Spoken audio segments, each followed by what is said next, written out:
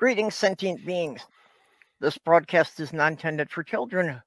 There will be strong language and adult themes.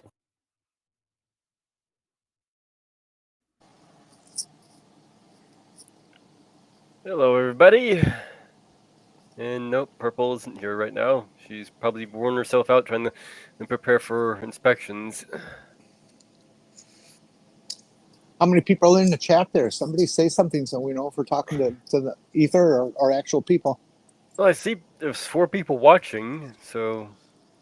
Oh, well, they like to watch their voyeurs. So at least we got at least...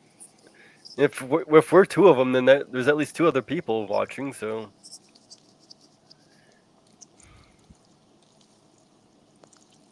Come on, guys, stop lurking.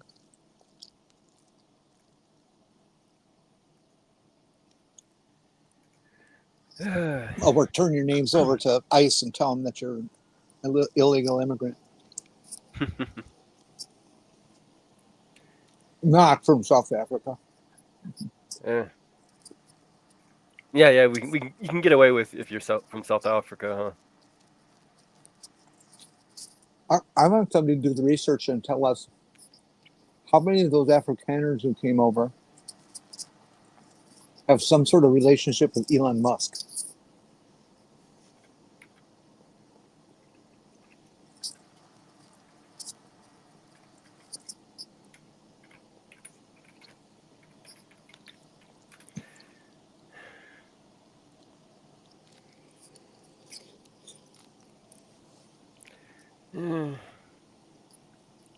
Oh yes, well, Leo's just pay 500,000 and get citizenship too.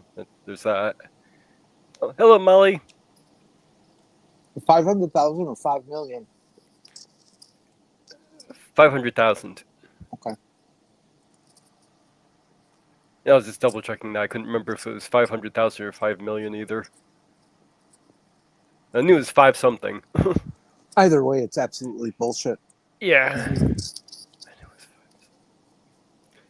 I'm doing pretty good. I hope you're doing well too. I'm okay, Molly. How are you? What you doing? Who you screwing? She was preparing for her inspection today and probably wore herself out.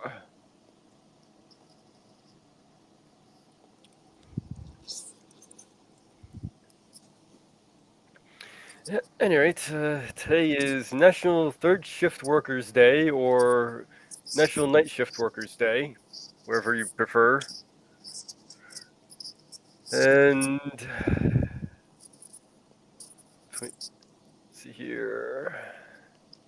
Day honors all third shift workers, whether they rotate in and out of the shift or not, regardless of their duty. Is the time of day they are perform can make life unusual and sometimes difficult. It recognizes their sacrifice is often missing in special occasions, even in everyday events, because they sleep while the rest of the world function inside a 9-to-5 schedule. We really need to. Why do we always have to work on a 9-to-5 schedule? I hate 9-to-5 schedules. And when they do attend in meetings, celebrations, and in other events, they are often sleep deprived. Many third shift workers choose to work the hours because their spouse works the opposite shift, making it possible for a partner to always be home with the children. Or they choose. Or the choice is so they can care for a loved one who is ill. Of course, there's other reasons are that it is the nature of the profession and they choose.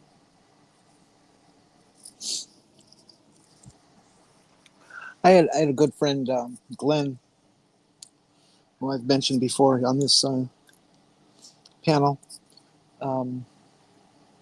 And I miss him. It's been like 30 years now. 30 years since we met each other. Anyway, he was a third shift worker, machinist at Harley. And he loved it. He said, I'll never work any other shift. He says like he just likes not being fucked with by anybody. I can understand that. The only time I've ever worked third shift, I was Let's see, this is early 70s, early mid 70s, when I worked at the hospital on the psychiatric unit.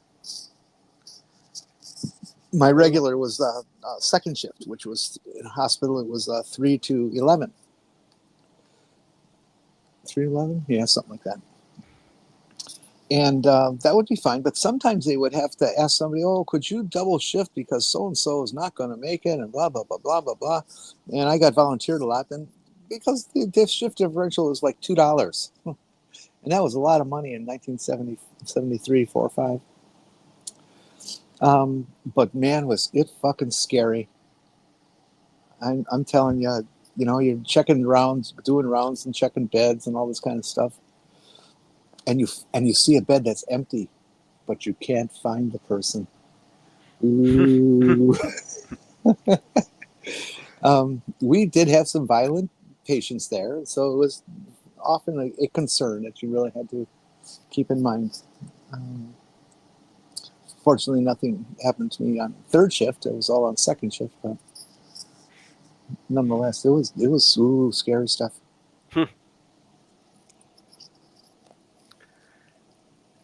Do you hear this? Cheating on us. Can you believe it? No. That's that. Good to see you here. You're unfinished.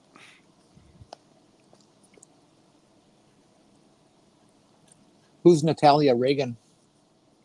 I'm not sure. Who is Natalia Reagan? One of Ronald's illegitimate children? I'm gonna guess another YouTuber.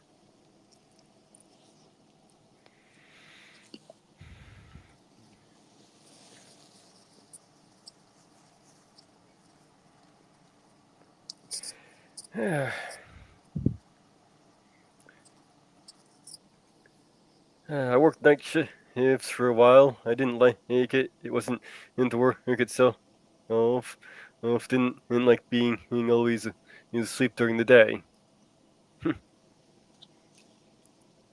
As a night owl myself, it's kind of hard for me to wake up in the morning often.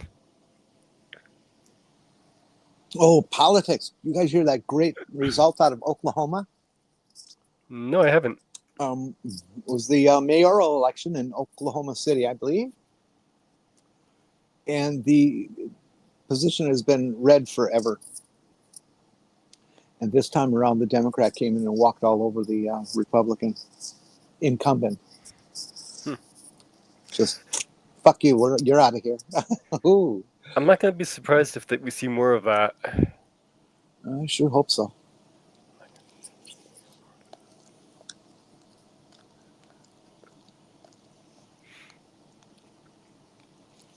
It's the only thing that has any hope of saving us. And even if it does, it's going to take generations to fix this mess.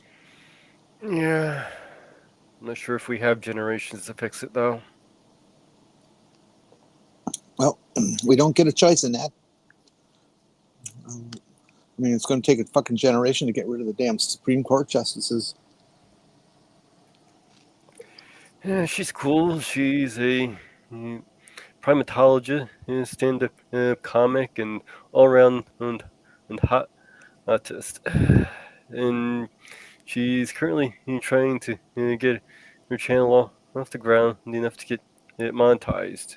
Oh. All around hottie. Okay. Hottie.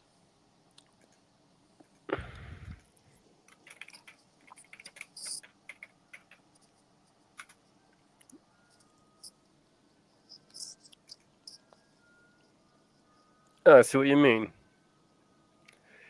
I'm Talia Reagan, and I am science comedian in video. I'll subscribe to her, and I'll share the link.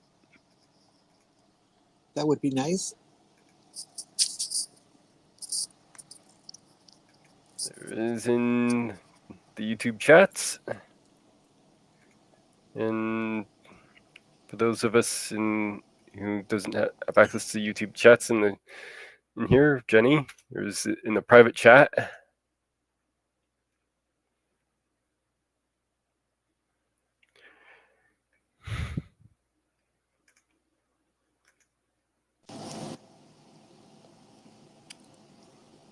I just clicking on your link and subscribe to her. Yep. Hard to tell with such a small picture, but she does look like she might be a hottie.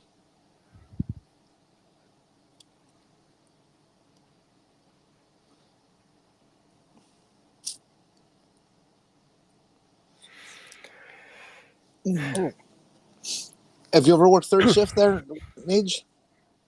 No. No.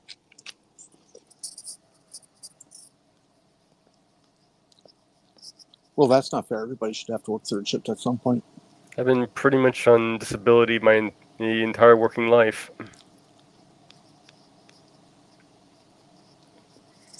Just about.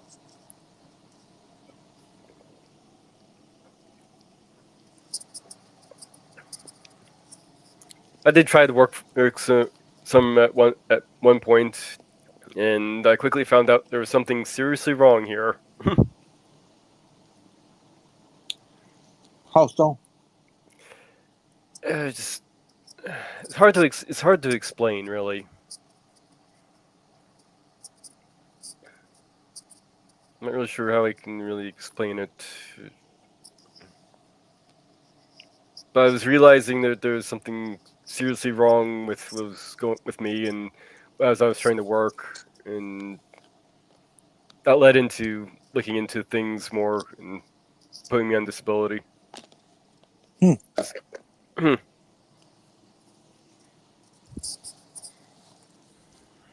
Well, that sucks. Yeah. So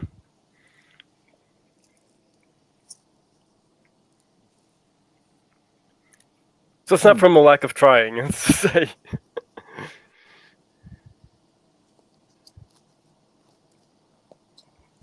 Okay, I'm done with lunch. Now I can think and stuff. Uh-oh, we're in trouble. Oh, Heathen Granny, hello.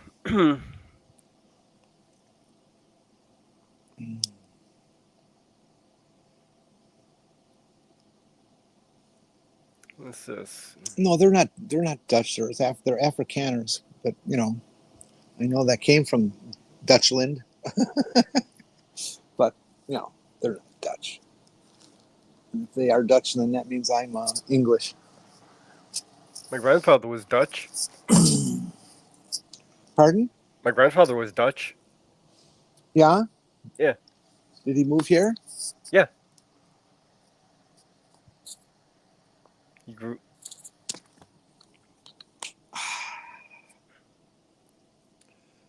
Came here as a boy, and then lied about his age to get into the military. And got into the Navy.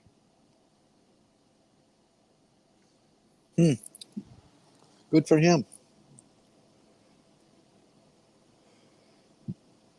Yeah, he didn't. I know you're absolutely correct, of course, but I'm just using the term that the media and everybody else is using. I know that they're the colonists and the stolen land people, and which is why they're here, because the people of South Africa, as I understand it, have been getting rather uppity. No, I don't like that word. Not uppity. Have come to the point where they realize that it's their damn country and the colonists must be gotten rid of. And they're doing it by all sorts of unsavory means. And so I understand these people's, desire and fear to get out, but yeah, I tell you, they all know Elon Musk somehow.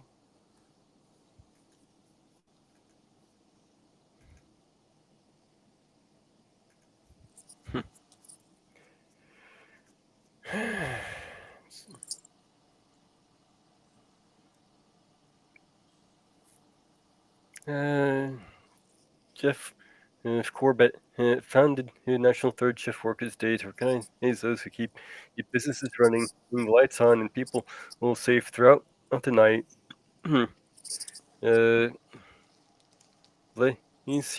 K founded this similarly named National Night Shift Workers Day to be observed on the same day, recognizing those same dedicated workers who flip if their day is a nice run, so the rest of the world can rest safely. So we got two different people came up with basically the same day on the same day. I wonder if they're twins. Probably not. They have different names. It looks like it was two independent ideas, and it just happened to be effectively the same idea for the same day. That's interesting. Coincidental. They came up with the idea on the same day? For the same day. For so the same day. so Okay. one of them came up with it being on this day, and the other one came up with basically the same idea and wanted and placed it on the same day. So I wonder why today is the day. I don't know. Let's see, it's the 12th, right? It's the second into Wednesday of May. Hello, Granny. Oh, it's not a number date, it's a day of the week date. Yeah. Okay. Granny, hi Granny. Well, thank you for stopping by anyway.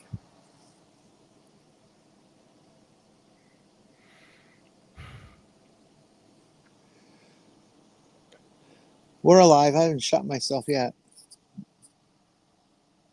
I'll have to get a gun first.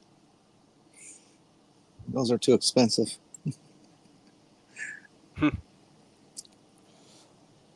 That's why the Republicans want to get the prices up there and hold them up there so that us people who really matter can't afford to buy methods to take care of them. You know, proper nursing uniforms and you know, bed pillows and things like that. You hear that, Jenny? No gun for you.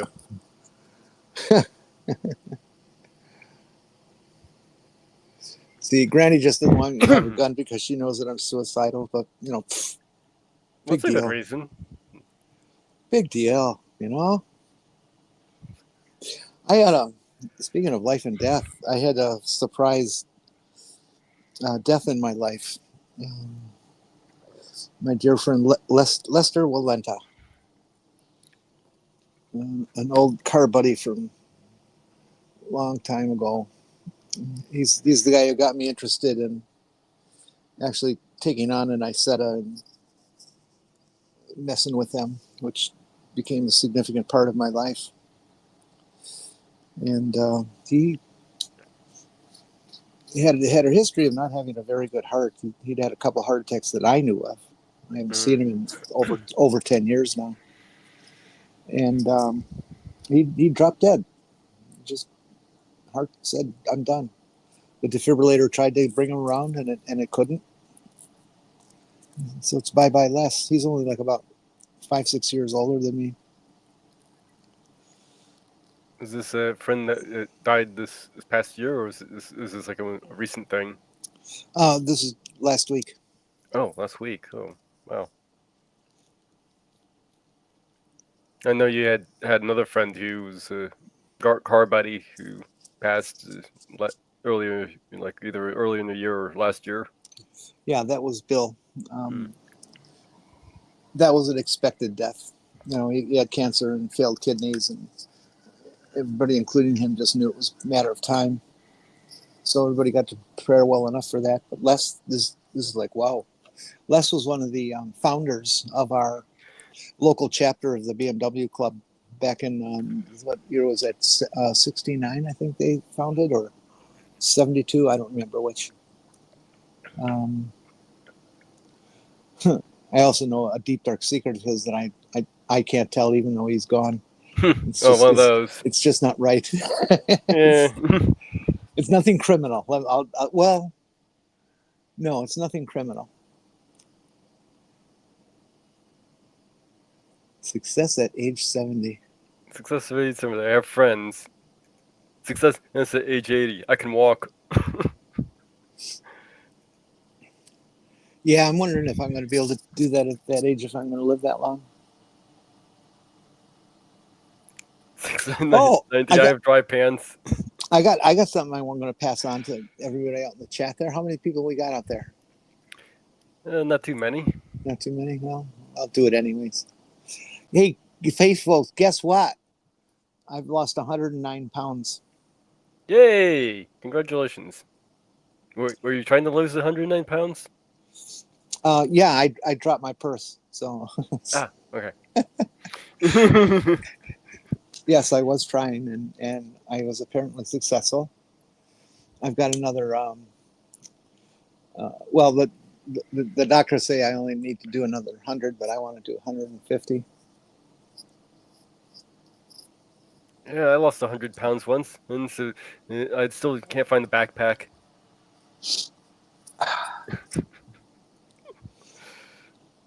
Granny, I don't have drive pants, and I'm only 70.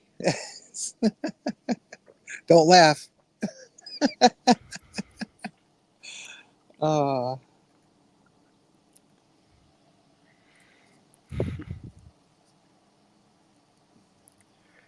What else we have going on today?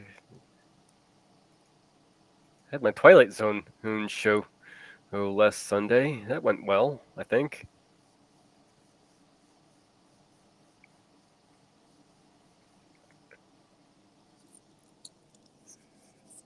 Trying a different method of preparing for the show or for the week. we've got around here, and this is a surprise. I only found this out recently. One of the stations does Alfred Hitchcock series back from the 50s, 60s. I remember reading it, watching it then. I didn't, I was just a little bitty kid. I didn't understand it, but I have some scraps of memories from various things on it. Nothing that's salient or whatever, but I think I should catch up on those, see if I can appreciate them now. I mean, I really appreciated Hitchcock as a director. He was spectacular. God, he had such an instinct for camera position and things that lens and photography can do, and it was just marvelous. He did what was it? I think it was the 30s or 40s that was made. A Touch of Evil with Orson Welles. The opening shot of that movie. Now it doesn't sound like much now, but this is way back then. Is one continuous shot for like 3 minutes, and it moves all throughout several different buildings and street scenes and all kinds of stuff, and it's just absolutely seamless. And we see that today. It's okay, yeah, we've seen that before, but his is like the first. And that's pretty impressive. It is. I mean, I can see doing a long shot like that and having a couple cuts here and there, but his was absolutely uncut, nonstop. It's amazing. No, even when it's not the first, it's still a pretty impressive shot to do. Mm-hmm. And then let's see, which one was it? So North by Northwest, where a guy is falling down a circular stairway, a large circular stairway with a round vestibule in it. And while the person's falling, of course, they're moving back through the scene, but the camera is making the scene come up because he's zooming into the guy, so he stays about the same size in the screen. But the background moves into the camera. And so it's like you're falling. You're feeling like you're falling. It was weird the first time I saw it. Yeah, I noticed when I was going through the Twilight Zone movie, there were actually a number of actors who were in that movie who also showed up on Alfred Hitchcock Presents. The Twilight Zone movie? I've never heard of that. You never heard of the Twilight Zone movie? It was from the 80s? No. Mm-mm. Oh, wow. You might have to watch it sometime. I guess I will. They took a bunch of... they basically remade a number of the episodes. It was into segments within the movie. So it's sort of like a creep show or something along those lines, where it's several different stories being told within the movie. Now, was it the same original stories, film and actors and all that stuff, or was it remade? Remade. Okay. Except for one, which was an original that they did, but it was still loosely based on an episode. One of my favorite Twilight Zones was, oh God, what's that? Claude Akins. He's that big, got this real deep voice, big guy. He always played the big, strong bull type guy in westerns and army films and that sort of stuff. And he was in an episode where there was supposedly some alien activity going on that they heard about in the media. And at the same time that happened, they had a power failure. And the whole show was about how people begin to distrust somebody for no accurate reasons whatsoever, just like we have today. And how far a crowd can go with its insanity before something really serious happens. Definitely one worth tracking down and watching. What was that again? Which movie was it? It was Twilight Zone, one of the episodes, and it was, I don't know the name of it, but it was starring Claude Akins. And if you look at him in IMDb, you'll recognize him immediately.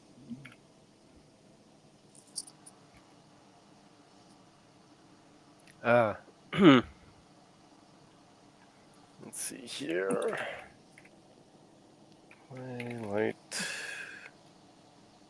Twilight Zone. Oh, The Monsters Are Due on Maple Street. Yeah, that's a good one. Yeah, that's it. I just watched that one in like a day or two ago. Yeah, it's really kind of scary. That's actually going to be. That was actually one of the ones I was considering for my top favorites list. But it's a good life one out. Well, then you got good taste because the critics always gave it a good build. Yeah, Twilight Zone was amazing. It all still works today. Oh yeah, like I said, I've been watching a few of the episodes for it.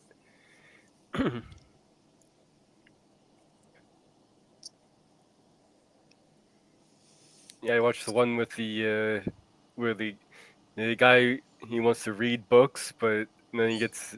Oh yes, Burgess Meredith. Yep. The librarian, the file clerk, insulated by all the paper from the nuclear war. Well, no, he went down into a vault, and so he could read, and the nuclear bomb went off over his head. He was insulated because of the vault. No, I thought for sure the line, there was a line in there that said, "Paper is the world's best insulator." Nope. Okay, I don't know where I heard that from then. But yeah, that was a heartbreaker when his I don't want to give it away to everybody. Well, it's been how many decades now? Well, yeah, I know. He also played in that one where he's a dissident of some sort, a creative person, and he's been arrested and jailed in a like 1-bedroom apartment thing by the dictatorial regime, and he gets tried for something, bogus and whatever, but he's sentenced to death. And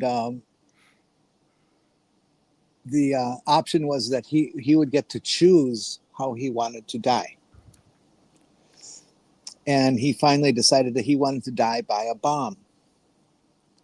And so the story is about how he got to the bomb, and his nerves of steel with it, knowing that his fate is. But he traps Der Führer,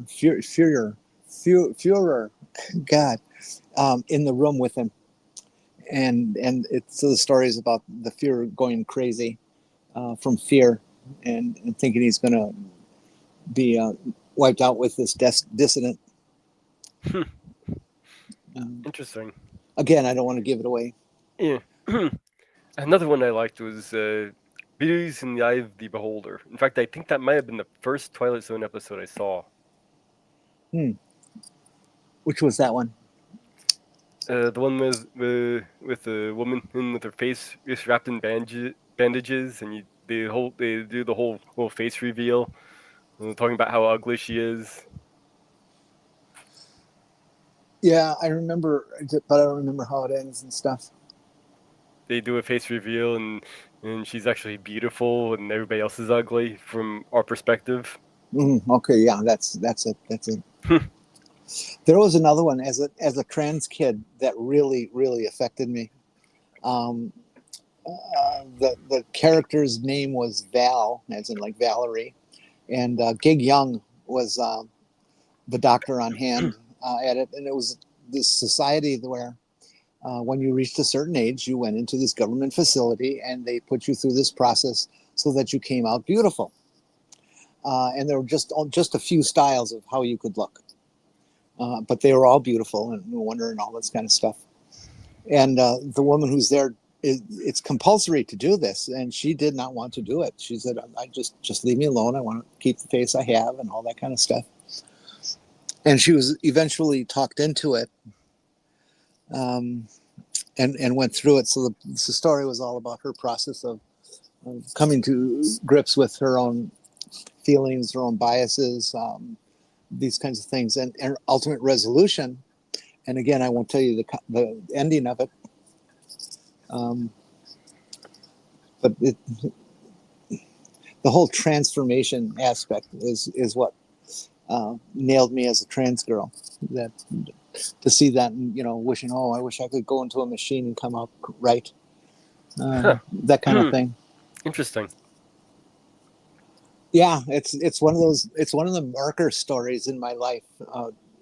I should say marker television episodes that I can remember specifically back to seeing it, what year it was, what I was feeling, and one of those things that tells me for certain that I was a trans kid all the way back to very young, because I know this thing aired in like the early mid '60s tops, and so I go back that far for sure. Hello. Hey, captive. But I watched all those on third shift, so I could have been just spooky and I got scared or something. Yeah, maybe it wasn't even a real TV show. Oh, the space shuttle disaster on TV. That great since 6 months. I actually got to see it not only on TV, but I saw it through my living room window. The what? Oh, the space shuttle. Yeah. Oh, wow. When I was a kid, I was home. We had it on TV, and we could, and from the way the window was, we could see the launch from NASA. So I was looking at the window and got a close up on the TV, and we noticed something's weird with the first. It looked like it was maybe a separation, just an odd separation. Then we looked at it again, like no, something's wrong here. And then they started reporting that thing blew up. Were you close enough to hear it? No, I wasn't close enough to hear it, but Okay. I was close enough to see it through the window. Yeah, that would really be frightening. Like the people who in New York on 9/11 who could watch the whole thing happen from their apartment. That would be just so horrible. It's still horrible. I think about 9/11 and all the people lost, and they didn't find any people in the wreckage. Just all gone. They got ground to dust.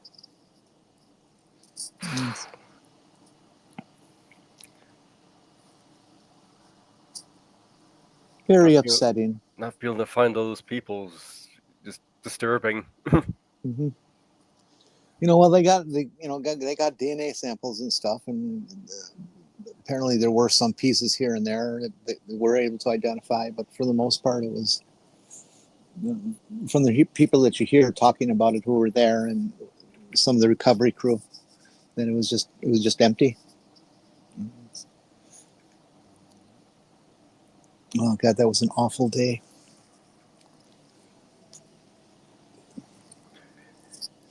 Yeah. I can imagine what that must have felt like being like in the building over. Mm-hmm.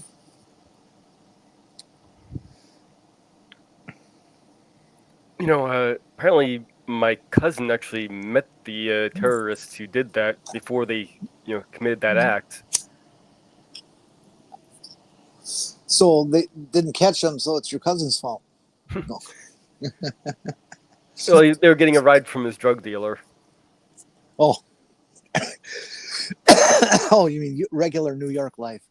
No, this wasn't in New York. This was Oh. in Florida, where they were still learning how to fly. I live right by the airport where they learned how to fly. Or they learned how to crash. Yeah, or learned how to crash. Well, no, they learned how to fly. They just didn't learn how to land. Back when Microsoft Flight Simulator, whatever, what was that called again? Just Flight Simulator, I think. One of the planes you could fly was a Learjet, and it was based in New York, and so you could fly around New York. And of course, the graphics are absolutely horrible. 8-bit graphics and stuff, black and white. But one of the things that used to be fun to do is to do a knife edge turn between the twin towers.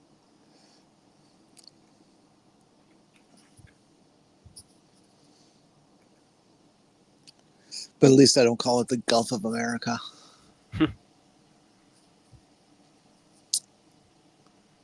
Yes, I think that particular gulf's between in Donnie's ears.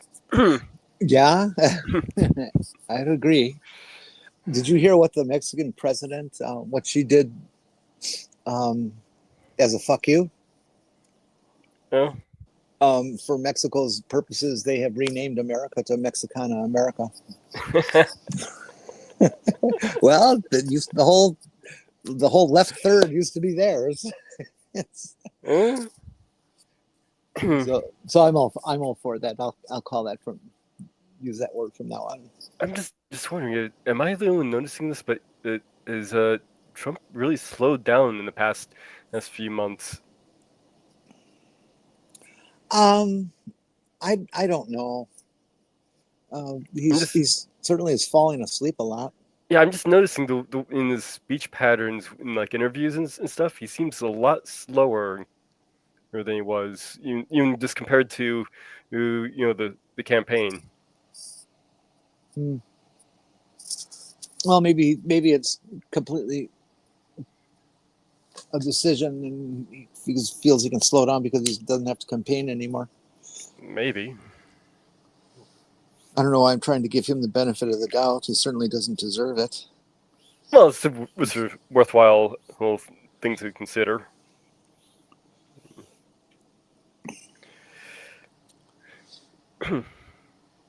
Let's see, what other recent things did he do?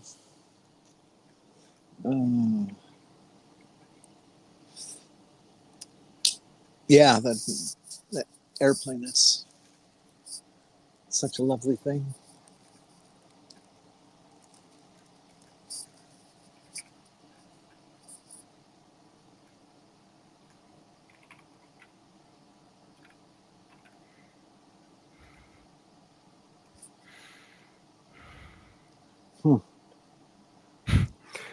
No, he doesn't deserve any benefit. Well, we are trying to objectively evaluate his condition, so.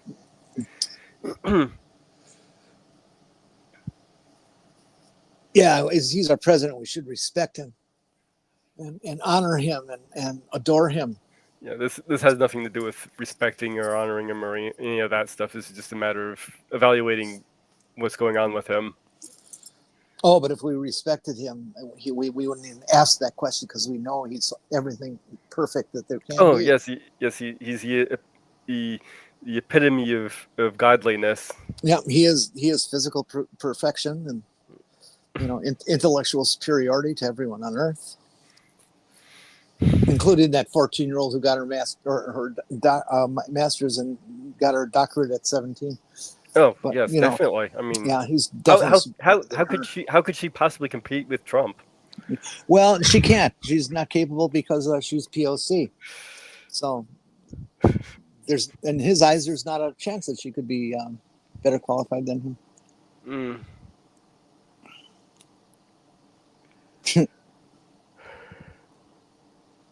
That's, I think, the thing that bothers me most about Trump is his big fucking ego. It is just so. We were always taught growing up that being self-absorbed, aggrandized. aggrandizement of yourself and things were just not right. You just did not do that. It was in our church, it was considered a sin to have conceit and that kind of stuff. Pride, one of the 7 deadlies. I'm pretty sure it covers. And well, we were Lutherans, so we didn't have a pope shouting orders. Anyway, it was just an absolute. You don't live this way. This is a bad way to live. It's just wrong. And of course, they brought it back to some religious bullshit. But the lesson I learned was that you just don't behave that way. Yeah, having some level of humility is a virtue. Mm-hmm. But then you have to speak from. You don't even have to speak from a religious perspective for that. Oh no, I agree completely.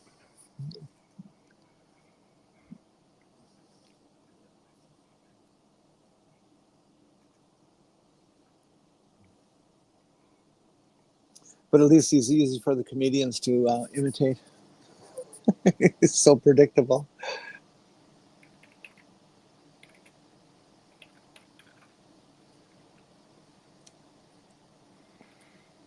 Nobody knows this better than I do. I know everything and you know nothing.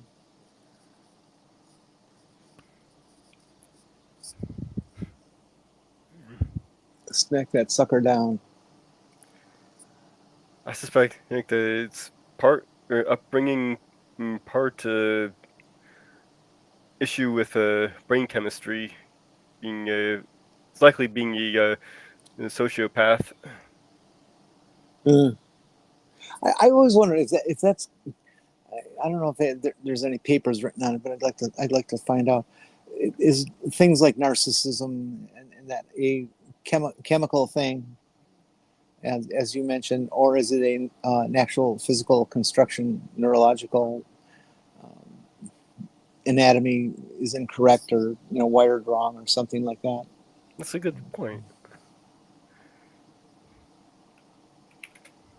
I mean, either way, I'm still not going to forgive him, but it's just curious. Let's see here. Well, we do know that it is genetic. Narcissism? Narcissistic personality disorder, NPD, does show genetic components. No kidding. That I was not aware of. So it's likely. So we probably could have seen similar traits in his father. From reading the description of his father and his behavior and stuff, it sounds like that could very well be true. His father sounded like to be a terrible human being. His grandfather was actually a member of the Nazi Party and things. And in the time that the family was in America, they tried to establish Nazism in America, and eugenics and all that kind of stuff. It's a long history of being very sick people. And not one member of the family for 150 years has served any country in any military way.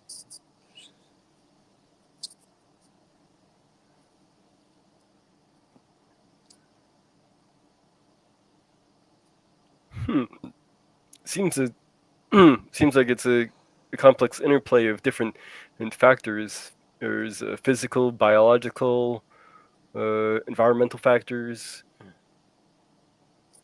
Interesting. On the treatment of it, is it genetic? Let's see. So we're gonna find a little bit more. Biological components. What's that word? Is it epigenetics? Epigenetics. Epigenetics. Yeah. Yeah, that's where you have the same genes, but you have like different switches that tell the genes to do different things. Yeah. No, epigenetics is the science of realizing that a person's traumas of this generation become part of their DNA, and it gets passed on to the next generation. No. Basically, a good example of epigenetics is how there's a butterfly. He's with the caterpillar, or the genetics that create the legs. Eggs also create the wings when they go through metamorphosis. it's basically it's the same genes, but it's a different. It's a switch that switches on or off. You could say for the gene need to express differently. Mm. When I learned this, I was just shocked. I was a young adult when I finally learned it.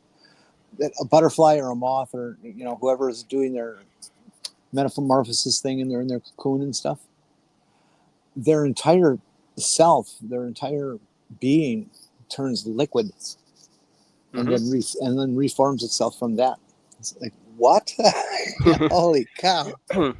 That's sci-fi shit, man. That's yeah.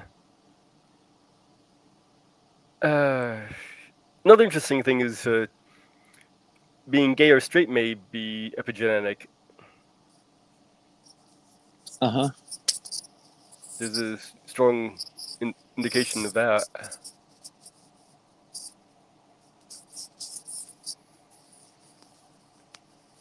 Well, what wouldn't it stand to reason then if they found that to be genetic, wouldn't they find being transgenic, since the research at this point tends to lean towards Epigenetic.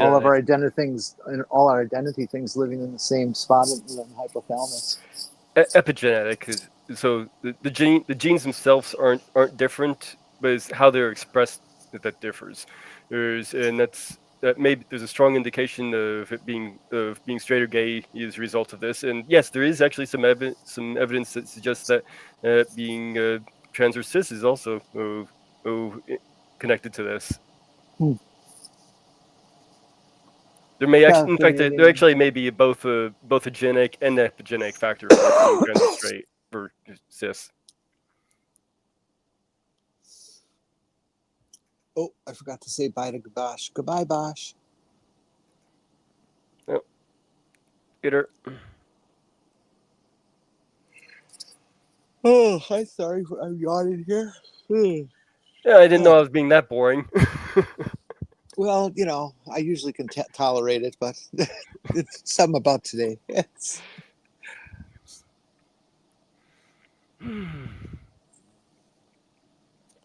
we don't really have much to talk about today, do we? Well, how much can we talk about third shift before?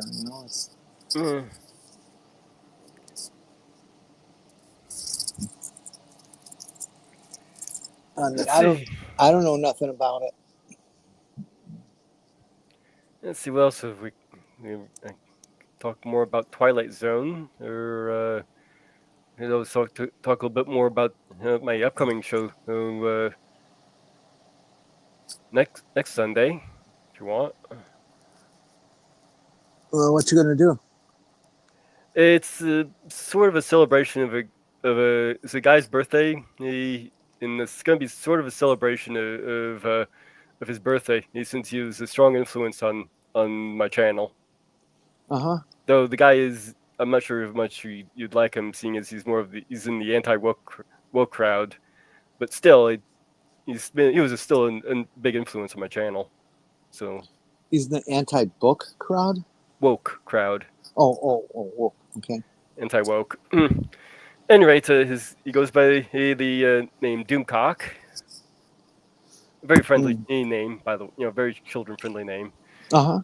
And he does a Friday show where he sings, and it's kind of just a variety hour thing. I took a lot of notes from some of his stuff, and I've applied it to my own show. So, seeing as it's his birthday this week, in fact, I believe it's tomorrow, I've decided to do a show kind of centered around some of his favorite stuff. What's his name? Goes by Dictor Van Doomcock. Oh, you don't know his real name? Reveals his real name, doesn't reveal his face. Oh, okay. He has a whole motif of a character that he plays as a would-be supervillain and bent on taking over the world, operating from a castle in the center of the earth. Very theatrical. Oh, yeah. Kind of weird, but it's part of the fun. You just gotta get into the the fun of it. He usually tries to keep his politics out of it, though it does still slip in, obviously, being, obvious, the whole anti-woke thing. But, for the most part, he does a pretty good job of keeping that out of the conversation. Yeah, that's probably a good idea since he's not 1,000% wrong.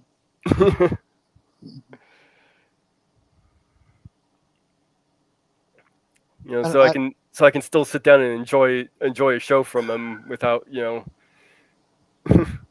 Ow. cringing myself to death over the politics. Ow. I'm taking off a necklace and my fingernail got caught in the clamp. There's this style clamp. It's called a lobster claw. Mm-hmm. And it's got this tiny little lever that you pull. Mm-hmm.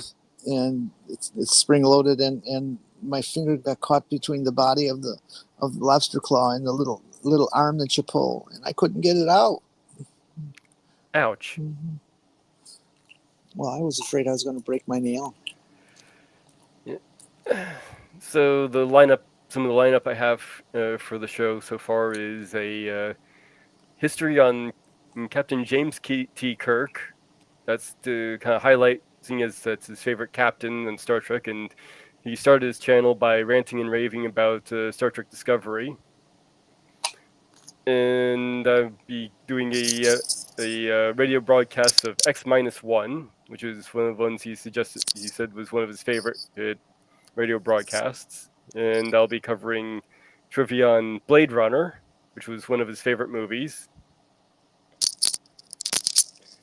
And I'll be reading a chapter from Call of Cthulhu, seeing as he has a character in his show called Harvey Cthulhu. I like that. That's funny. Yes, he's the Eldritch God trying to escape through a portal he opened. He has a force field up, keeping him out, so he can't come destroy our world. Oh, he'll get around that at some point. Well, this wouldn't be much of a story, would it? Yes, eventually he'll get out and destroy the world, and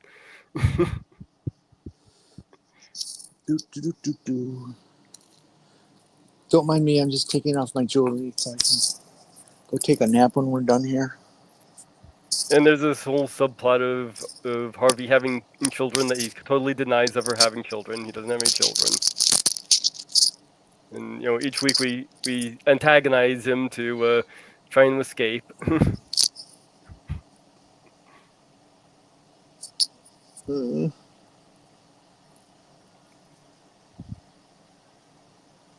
Boy, I'm just not very good at this, am I? Apparently not. So what, did you stab yourself again? No, I didn't stab myself. I pinched my fingernail. Yeah.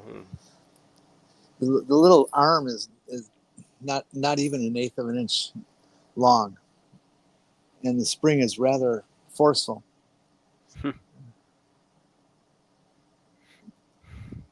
But it's definitely a clamp that's not going to let go unexpectedly unless the chain breaks. All right, now come on. Cooperate here.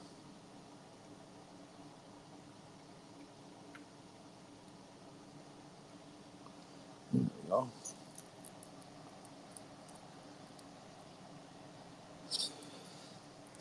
Okay. There, that's all done. Yeah, it's a lazy Wednesday. It's just a lazy.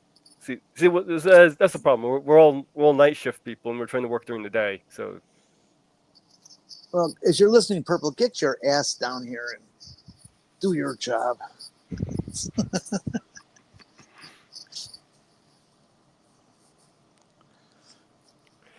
let's see, what else have I covered this week? Sat in on a Sunday, somebody's Sunday show, and we watched a bunch of episodes of Captain Power.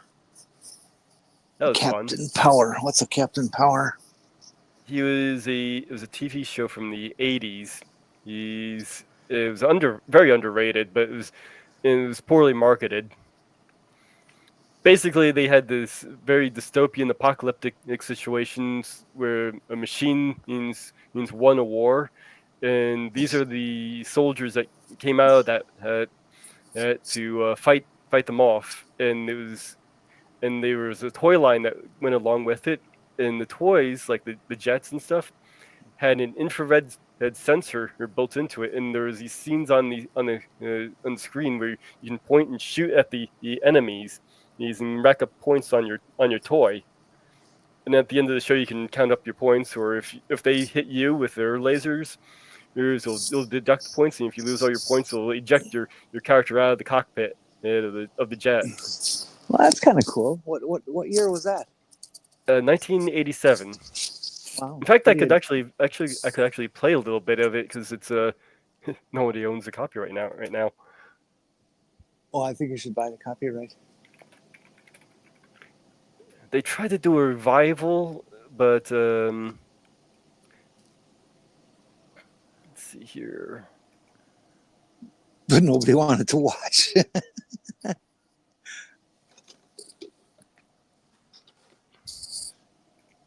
Oh, darn. I lost one of my hair ties. Oh no! I hate when I do that. Oh, no, that one's too big. Well, maybe not. Let's see. Let's do that instead. Well, if you want, we can just sit here and watch a bunch of episodes. You can get away with it. Power on. Captain Power and the soldiers of the future. Earth 2147. The legacy of the Metal Wars, when man fought machine and machines won. Biodreads, monstrous creations that hunt down human survivors and digitize them. Volcania. Keep in mind, this is a kid's show. Stronghold and fortress of Lord Dread, feared ruler of this new order. That's awful good graphics for 1987. Yeah, they use computer graphics. The show had a budget of $1 million. Captain Power and the Soldiers of the Future. And this is a HD enhanced version that we're looking at. But yeah, this guy's computer graphics. Digitize them. Volcania, center of the Biodread Empire, stronghold and fortress of Lord Dread. This is our main, and I strongly suspect that the Borg from Star Trek were inspired somehow by this guy. Of this new order. Oh, he's got gear on the side of his face. Yeah, he's got the whole cybernetics and stuff. And he looks like a Borg. But this came out in '87, the same year as Star Trek: Next Generation, so the Borg hadn't been invented yet. That would come a few years later. Born and trained to bring down Lord Dread and his Biodread Empire. They were soldiers of the future. Mankind's last hope. You know, the first Captain Jonathan Power. CGI that was actually used in a mainstream movie was in 1986. Yeah, I believe it was The Last Starfighter that first used CGI. No, it was something that had these like medieval fantasies, you know. Medieval fantasy? Yeah, lasers that are swords that are actually lasers and that kind of bullshit. You know, mixing up history. First use of CGI. Oh, okay. It was looks like it was Vertigo, 1990. What, that can't be right. 1958. Imaginary CGI was Vertigo, 1958. No, there weren't even computers capable of doing that. The first movie to use computer-generated imagery CGI was Vertigo, 1958. That's just plain wrong. That can't be right. That doesn't sound right. It's just not. I mean, we had TVs that were just a round picture tube. 1958. Let me double check that.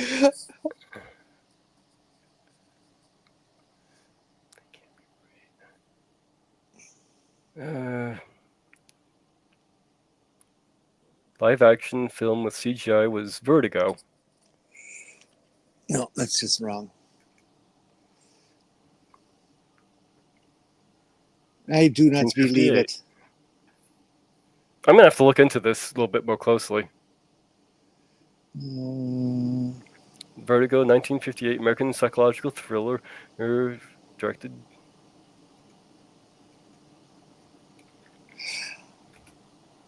The first feature film to use CGI was Westworld, released in 1973, which incorporated computer-generated animations to its storyline. However, first fully CGI animated picture is Toy Story from 1995. So there seems to be a number of different things that are given credit for being first. Yeah, I'm gonna have to do some digging on that one. That might be an interesting thing for me to cover. Oh, hello. Yeah, check that out. That's interesting. Major Matthew Hawk Masterson, fighter in the sky. Lieutenant Michael Tank Ellis, ground missile. Sergeant Robert Scout Baker, espionage and communication. And Oh, Corporal Jennifer. that was it. Hold on. Okay, you just turned into one of the enemies there. Friend. Ground missile. Sergeant Robert Scout Baker, espionage and communication. Okay, there. Okay, you see how that thing glowing, that flashing on his chest? Uh-huh. That was the infrared sensor on the screen. So Oh. you would target that with your toy, and it would and the beam from the infrared on the toy, it would detect that and rack up your points if you hit it. Huh. That's pretty advanced shit for 1987. That's impressive. And Corporal Jennifer, pilot chase, tactical systems expert. Together they form the most powerful fighting force in Earth's history. Their creed to protect all life. Actually, let me see if I can. No, that's. I'm gonna show you the toys here. I think they marketed it wrong because the show itself is very mature, but it was marketed to younger kids. We'll buy the rights and put it on in prime time, and let's see what happens.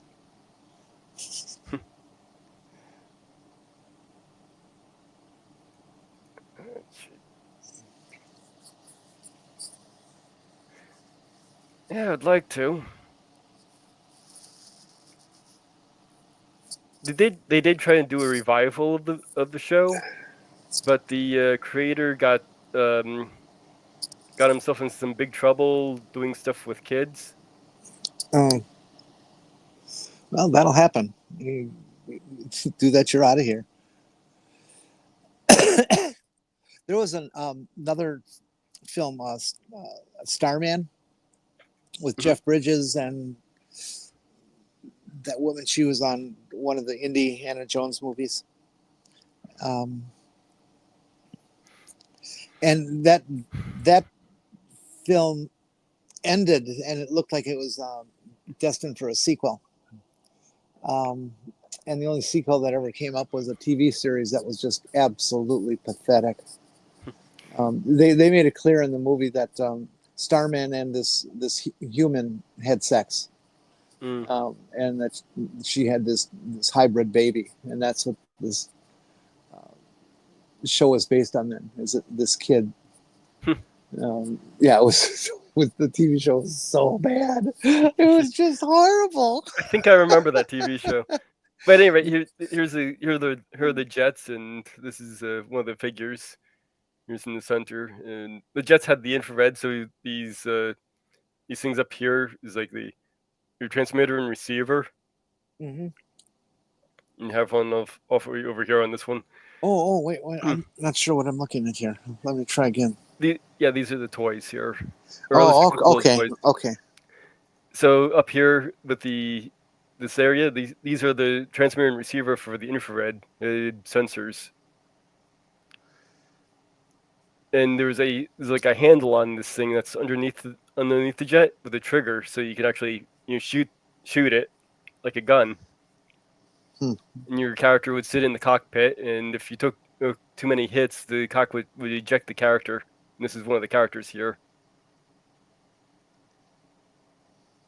And those things in the background are just VHS tapes, right? Yeah, those are VHS tapes, so you can play the VHS tape and play the game.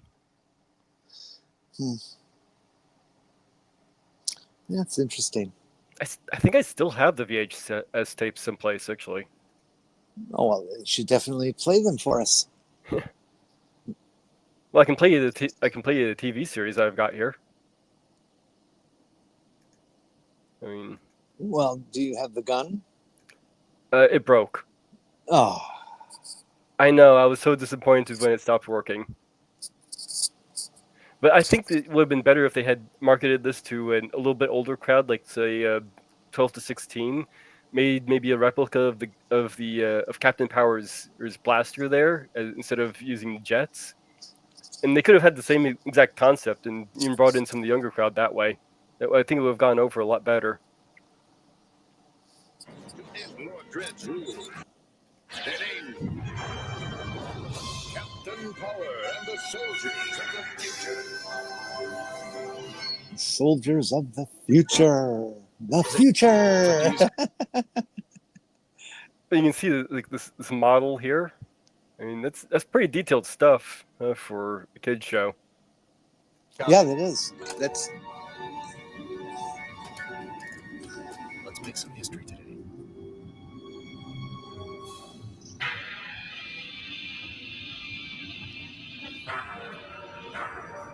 So, But this is live action. These are actually real people in sets, or at least a green screen.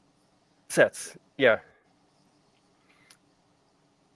So these are our foot soldiers, basically your cogs, your faceless minions. These are the little robot soldiers. So these are your bad guys here, and they have the targets on their chest for the at home play along.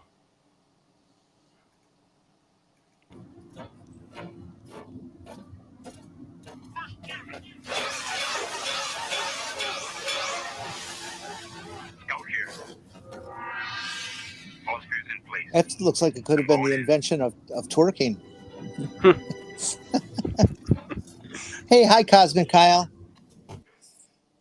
Hello. Yeah, we're just we didn't really have much to talk about, so we're just taking a look at Captain Power and the Soldiers of the Future. Kyle put together a little vid presentation of a bunch of his astrophotography that he's done. It's really very, very nice, and I heartily recommend people go take a look at it. It's just see what somebody can do out of their own backyard, and laugh about flat earthers when you see it.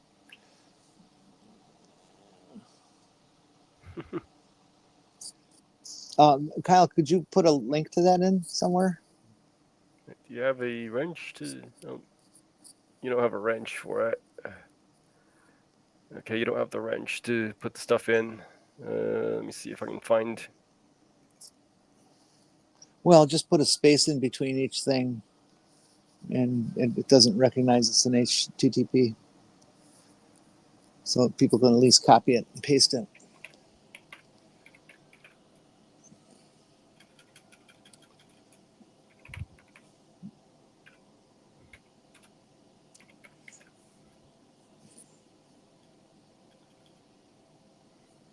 Let's see here.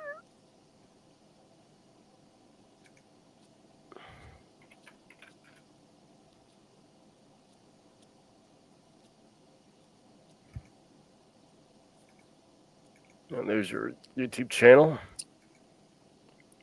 I'm assuming you have this up on YouTube.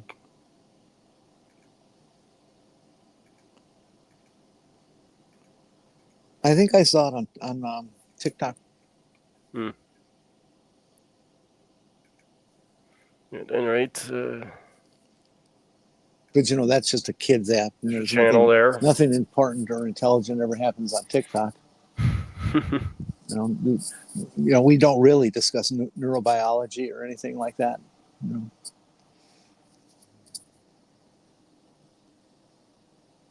No, not unless you do it in small sound bites. Let's see. Boom, subscribed. Kyle's got 184 subscribers, folks. Let's see if we can get him up over 200 today. Grab that link and go check it out. And as you can see, I'm a Kyle fan, so I want him to do well, and all you folks to enjoy his work because it's very worthwhile. I'm actually jealous. I always wanted to do astrophotography like he does, and I just never had the equipment. I'll be live streaming in the night 8 watch tonight at 9 Eastern. Okay, it's cool. You can check out Captive Desks links channel for that.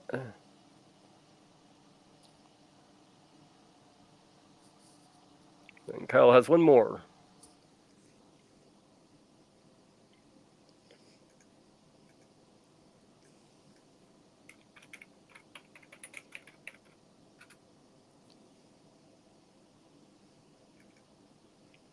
And for those of you who want to check out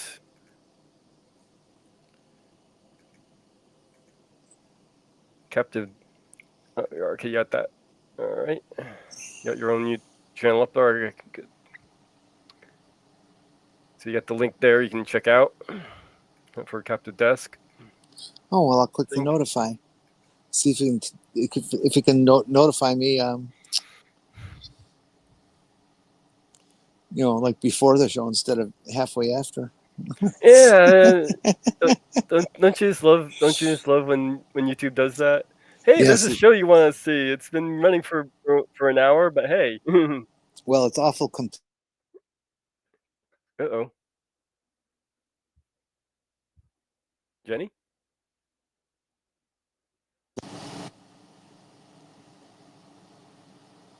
Okay, I hear you back again. Yeah, I am. I'm just confused. Why do I have two screens on here? I don't know. No, let's make one go away and see what happens. Nothing. Okay. That's good. StreamYards really has come a long way since the beginning. It was such an arduous application to use. Always screwing up, always crashing, always dumping you off, and overheating your phones and stuff. And they've done a good job with it.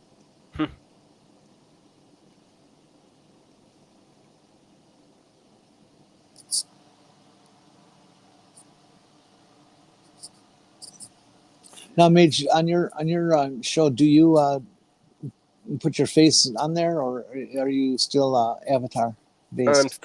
I'm still avatar. Okay. So I use my plushie. Oh, that's right. That's what I use.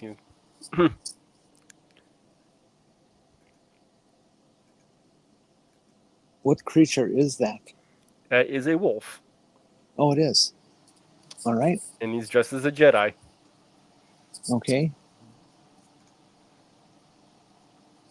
Wolfie the Jedi. I got him from Build-A-Bear. Aw. On my birthday. It was a birthday gift to myself. God, I remember when Build-A-Bear first started. One of the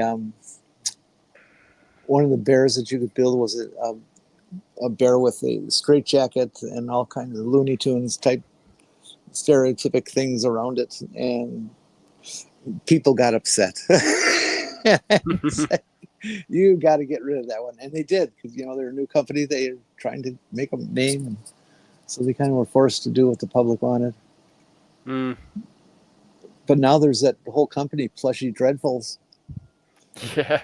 Who have just the most holy cow, you can get away with doing that kind of stuffed toys I've seen. Yeah. But you got to check them out, folks. Fleshy Dreadfuls. Yep. They're very, very funny. Any kind of human affliction you can imagine, they have a stuffed toy to imitate, taunt it. I don't know what you want to call it, but it's there. Yeah. Yeah, they had the special Jedi, Star Wars stuff for the bears, and I walked in and like, I might as well get this guy. And I can't remember how much it was. I think it was like 10% or something went to a wildlife thing. for my I spent. So there's like a donation with that particular plushie. Oh, that's all right. That's a good idea. Yeah, so like, oh, okay, cool. I can do a good deed and get a cool toy. Yeah.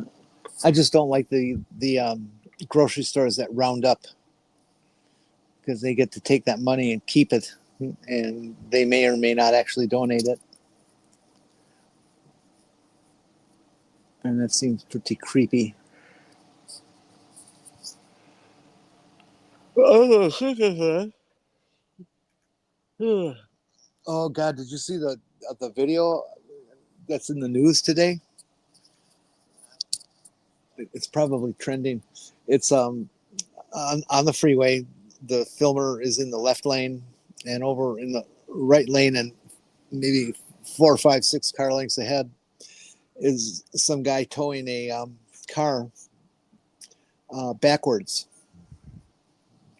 which is okay, I guess. But he's towing it from just a single line, no kind of actual tow device.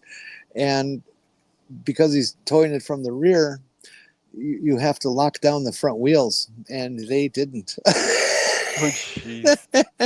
So this thing is just all over the place. I mean, literally wiping out anything in the lane next to it and bashing up against the barrier wall. And oh, people are so stupid. They should not tow things if they don't have lessons on how to do that. Just, oh, God. These are the people who rent a trailer and put all the heavy stuff in the back, or not in the front.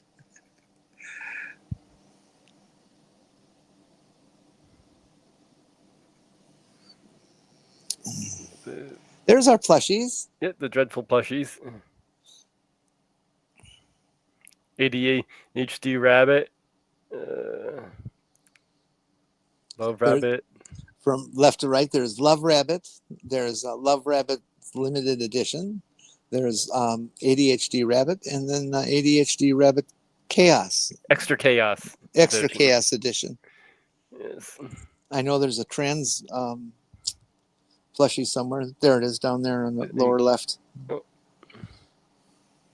that one there. Yeah. Gender dysphoria rabbit. Yeah. So if anyone you want to buy that for me, it's only $45. I would buy one, but that's just more money than I can spend for something like that. Anxiety rabbit, autism rabbit.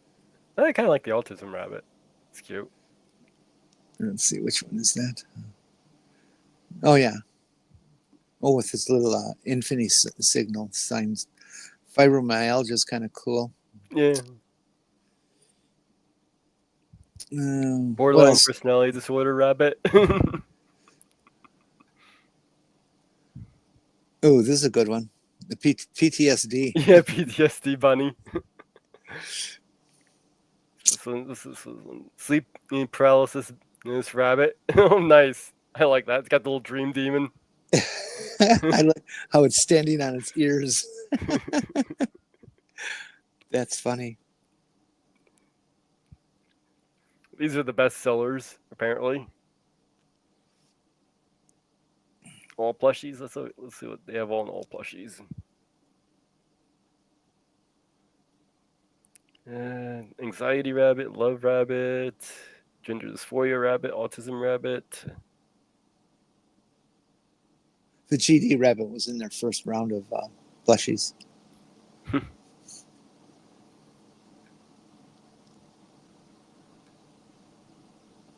PTS paralysis. Goth rabbit, depression rabbit. There you go. Surprised that wasn't in the most popular one. Oh, see, I have an ER for my depression stuff animal. Oh yeah, that ER is definitely a good one for depression. Yeah. ER is my soul animal. Thanks for noticing me. Oh, bother. Migraine rabbit. Ouchie rabbit. Aw. Punchy rabbit. Oh. Disassociation rabbit. I love that how ragged and haggard the ears are. Love kitten. That sounds kinky. Scorpio rabbit. What is this? Anxiety rabbit, black limited edition.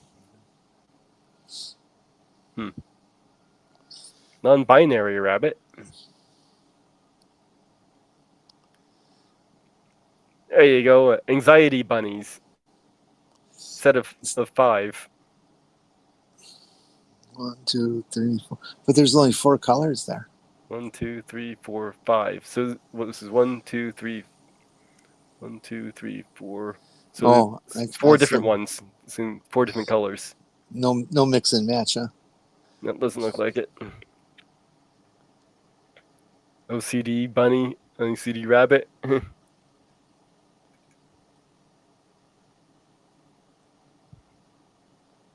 Ooh, what's that one on the right? The bye bunny. Bye bunny. Bye bunny. Straw bunny rabbit. I don't know. Dissociative identity disorder. Mushroom rabbit. ADHD bat. Pansexual rabbit. Angry rabbit. He's kind of cool. Insomnia moth. Insomnia moth. I like that. Yeah, what do we got here? LGBTQIA bunny. Oh, that's cute. I like that one. Yeah, that's a neat one. Gimme. And he's only he's marked down to $39.99. Well, I'll take 2.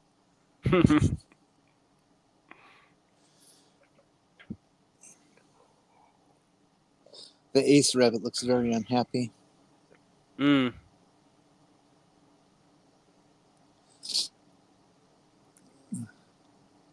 Next row. Cancer rabbit. That's probably looks like cancer, more like the star sign, not cancer, like. Oh yeah. Okay, yeah, you're right.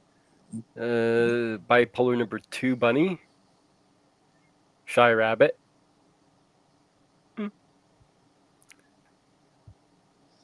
Goth boy. Sensory processing disorder. Jellyfish rabbit. Cerberus. Cerberus rabbit. The three-headed bunny. Oh, that's wild.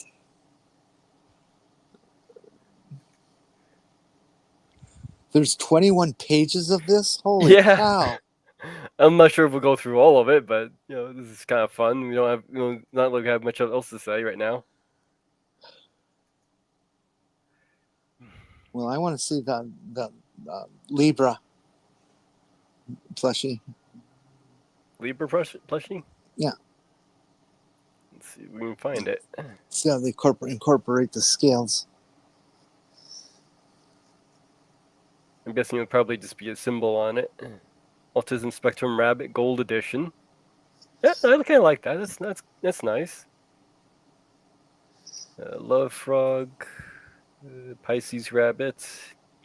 Year of the Dragon Rabbit. Aries. Anxiety Rabbit. Actually, why don't I just do a search for it, since that's what we're looking for. There we are. Libra rabbit. Can't see it. Move the row over to the right. Oh, okay, I got it. Oh, and they sell collectible coins too. That's interesting. White Witch poster art print. Well, I do like the Libra thing. It's kind of nice. Nice colors. I've been having a hankering that I want to make myself a cloak. The kind of shit that you see in medieval films and goth circles and that sort of thing. Just a big old hood cape with a hood. Something kind of oversized so I could make it into a wraparound jacket if I needed to. Floor length. Schizophrenia rabbits. That's a Oh, good one. I wonder what the response is, the kind of letters they get about from the general public. I imagine it's probably a mixed bag.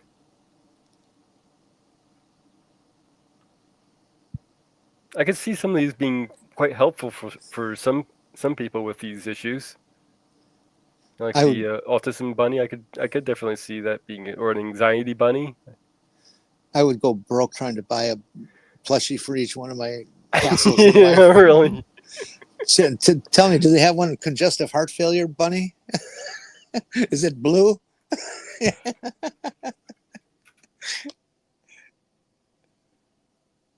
Let's see here. Heart polka. Trust issue bunny. Trust issue the bunny. There we go. Let's see, which one is that? Bone organ bunny. Oh, wait. Chronic pain bunny. There you go. Where's the Love rabbit Valentine's Day complex. Chronic pain bunny. There you go. That's a good one for you. Depression bunny. version 2? Trust issues. Trust issues. Do they have a middle child plushie? Goth girl. Spirit part. Nice plushie set. Full moon bunny.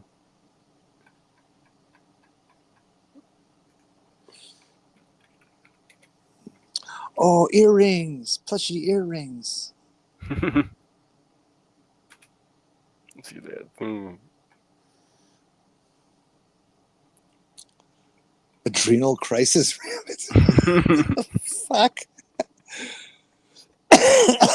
Adrenal crisis. Chronic pain. With a tote bag. Oh, that's nice. Chronic fatigue syndrome kitty. That's a good one.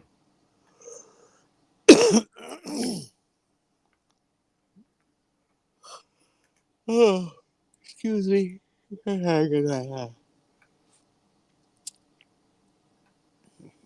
Which one is this? Pastoral or static tachycardia.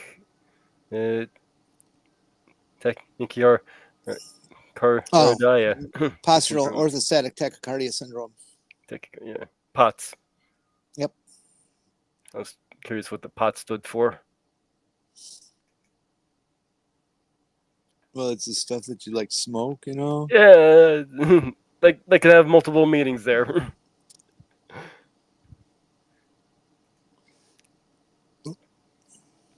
Wanted to see something there? I just passed by. Yeah, the jewelry. Yeah. Goth girl jewelry. Now, I wonder if that's made for a human or for the neck of a plushie. Looks like it might be a bracelet. Or, yeah, bracelet set.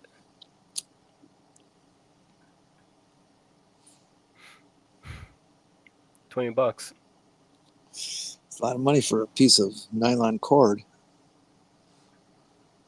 And some cheap metal. If they're metal. That's definitely metal. I don't know. There's some pretty convincing acrylics nowadays, acrylic paints and things that are just shockingly metallic and chrome. Scruffy Bumps cat. Okay.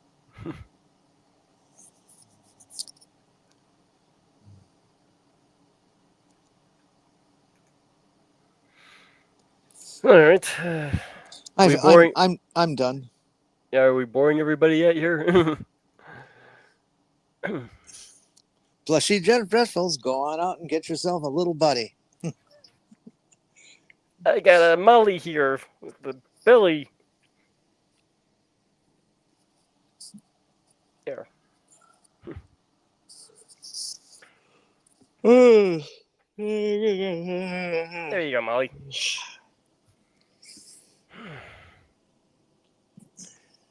So what do you think? Should we send this early, or does that really have much to say? I don't know. Kyle's back.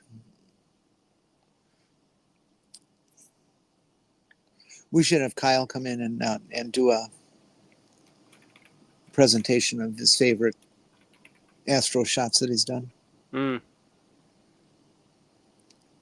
I don't think there'd be a copyright problem if he gives them to us and all. No, it wouldn't be a copyright problem. Of course, you can take anything off the NASA website and use that too, and there's no copyright issues because we own it. Yeah, that's true. In fact, I used to sell prints and stuff. Ugh. I once downloaded, oh God, I think it was 12 different shots from Apollo on the moon and had them all printed in an 8x8 size. And I had it on my wall, and one of my cousin's kids came in and was just thrilled to death with them. So I gave him the whole set for Christmas. Should consider that a compliment, ain't Cosmic Kyle? Shows the quality of your work.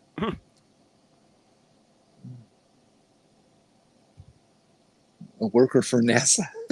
that's a bad thing.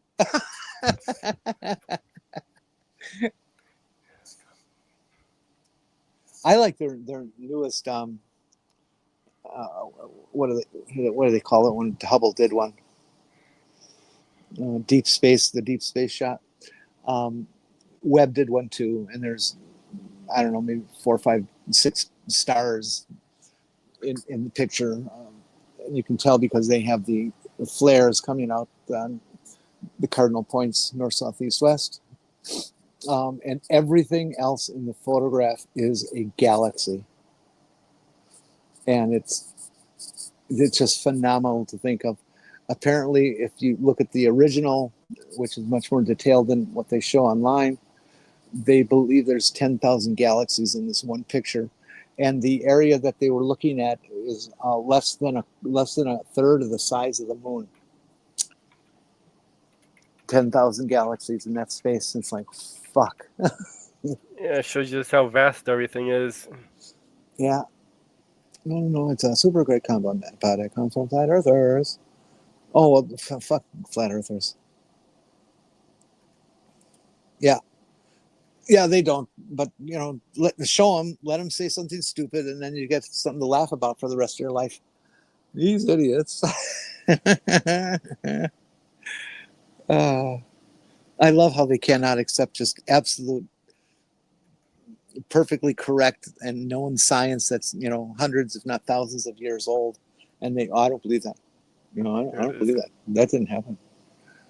Each one of those is a galaxy.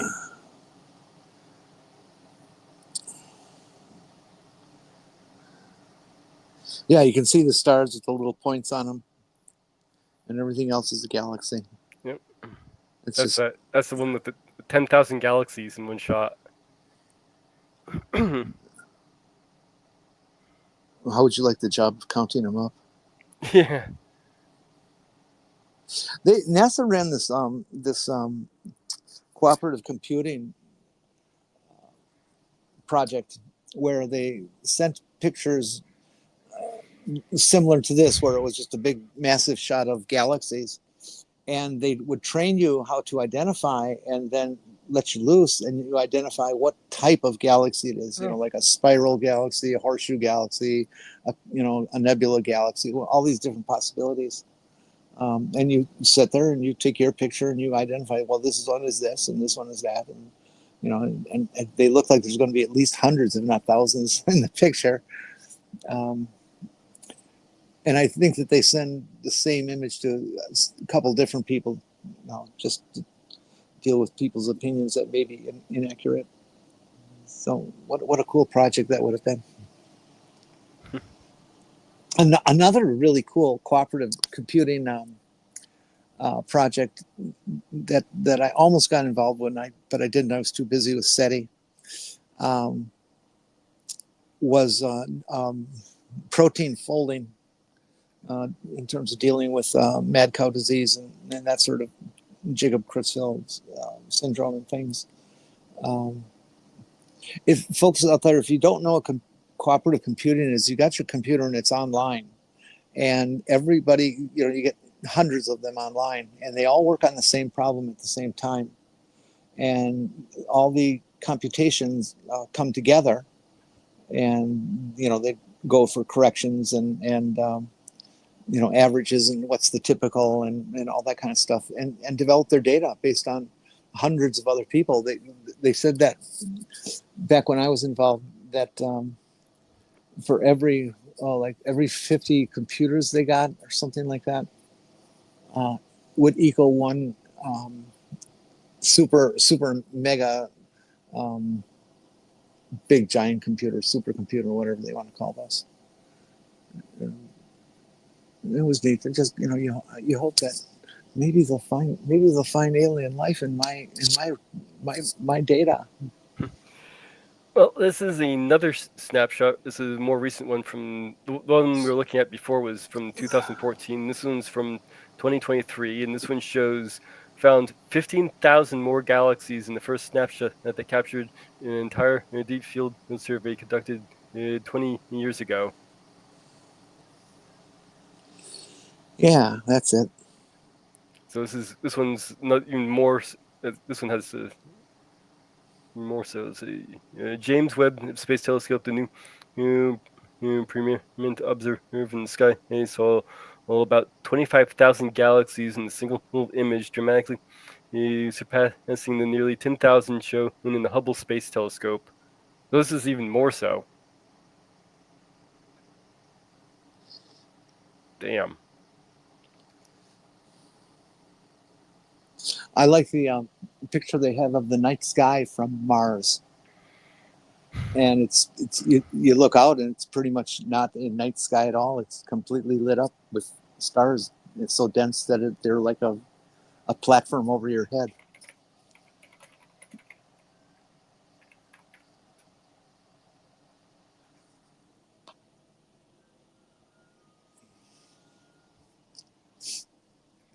And the sunsets go blue, not red, on Mars.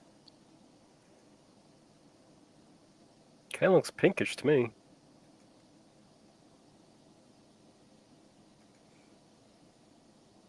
I wasn't referring to the photograph, but other landscapes that they've done at dawn or sunset that clearly shows it to be blue. This is different though. But look at the density of the stars. Zoom yourself into that, and it's just fucking incredible. I also saw that they must have taken all the data that they've gathered over the centuries and fed it to a computer and made models of what they believe the Milky Way galaxy looks like on edge and above it and below it and that sort of thing. I thought that was pretty fascinating. It's just a common spiral galaxy, nothing special. But they really believe that this is what it looks like. This is who we are.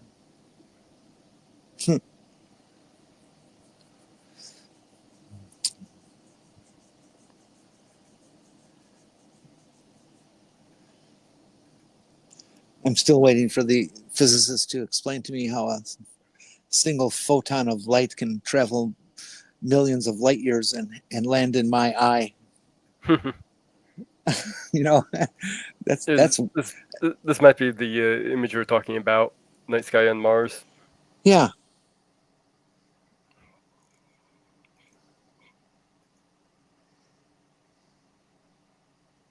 I wonder how the constellations look. I mean, this sky. If you map this sky versus map it from Earth, how different it would look. It can't be that different. I mean, the parallax of a million miles is not that great when you're thinking about something that's several billion light years away. Interesting question. I don't know.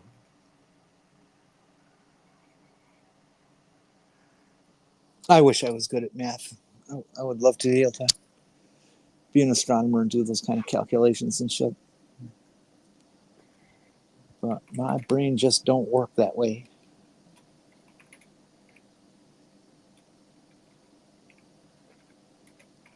As they said on The Next Generation, I am not smart. we are not smart. Will you make our ship go? Yeah. Packlets. That's one I would like to see again. I only caught it about halfway in. He is smart. Yeah. Was it Geordi they were Yeah. on? Yeah. Yeah, they were trying to abduct Geordi so he could fix his ship. Yeah, they wanted to kidnap him, and at the end they just said, "Well, you just had to ask." Yeah, Something like that. something like that. It's been a while since I've seen the exact episode of how they resolved. I don't remember.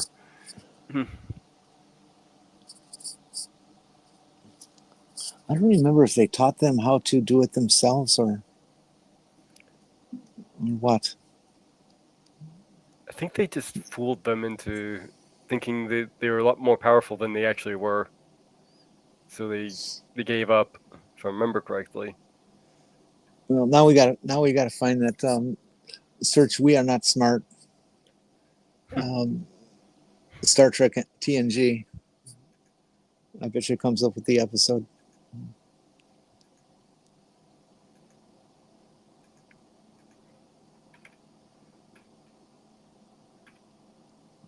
Packlets. We find it? Not quite just yet. I just happen to remember the Samaritan Snare. This was the name of the episode. Samaritan Snare? Yeah. Okay.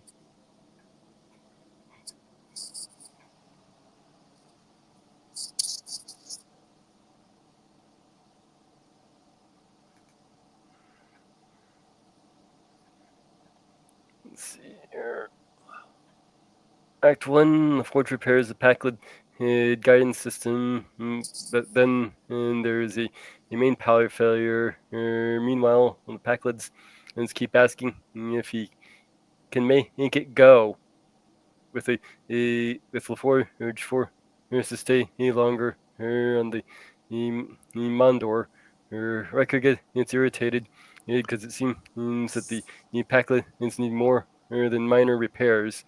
It's when he offers to tow them to the nearest starbase with a tractor beam, and Packlets say that LaForge can make them go.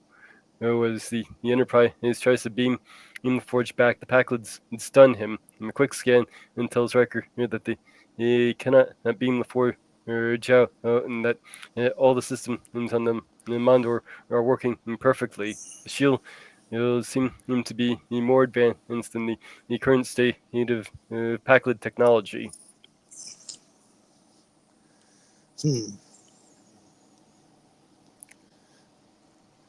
Let's see how they...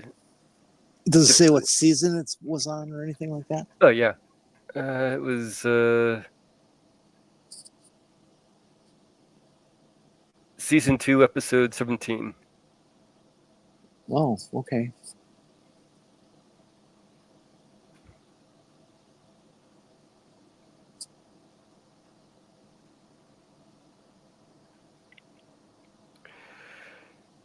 So, let's see here.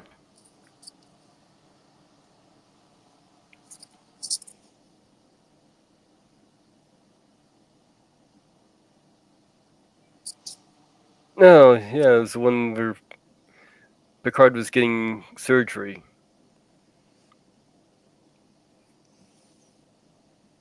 Okay. It really doesn't have anything to do with the plot. It was kind of a B plot. Oh.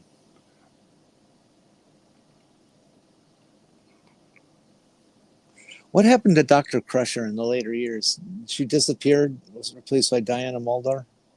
That was during this season. Yeah, she disappeared and came back, and she was replaced by a character named Dr. Pulaski.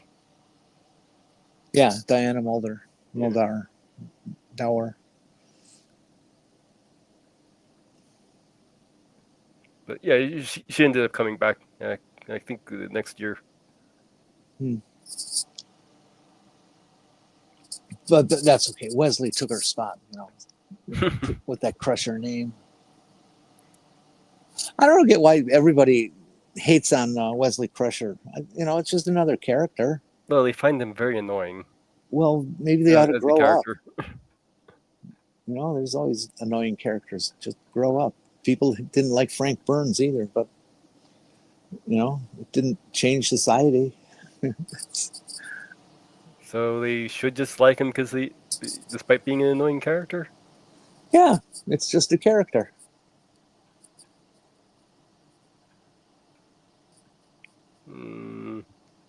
Yeah, but a really annoying character. Yeah, but the effort of having to feel and express annoyance seems like way too much trouble for something that is completely doesn't matter at all. Sure, it matters. No, it doesn't. Sure, it does. It's a TV show. Yes, it's our modern fiction that matters. It's our modern mythologies.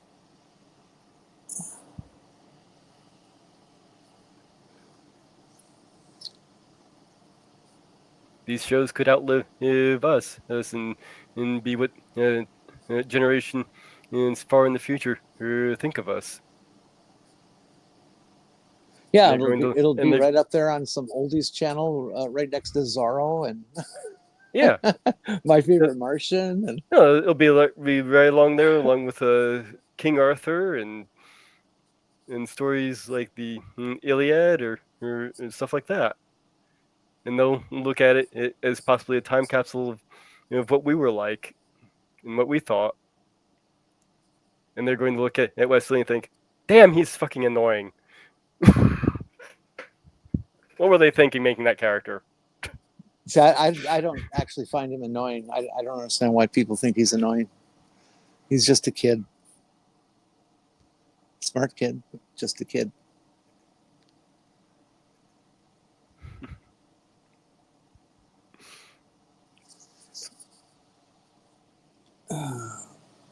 What time we got here? Boy. Hour 47 minutes. Almost hour 48 minutes. Because at this point I could sit there and start just counting the seconds. I mean. Well, okay, go ahead. Let's see, 2, 3, 4, 5, 6, 7, 8. Okay, I tell you what. Let's do a Spock test. We got our clock there, and it's running the seconds. Do people see that in YouTube? No, they can't see that on YouTube. Okay, well then you're going to have to be the judge. I will count down the seconds without looking at the clock, and I'll be accurate. I have to watch it for a little bit to get the feel of the particular clock.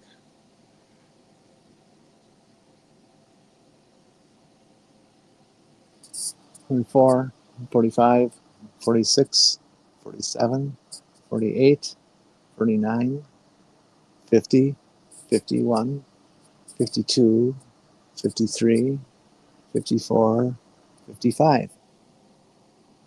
You're a little bit off, but not too bad. A little bit.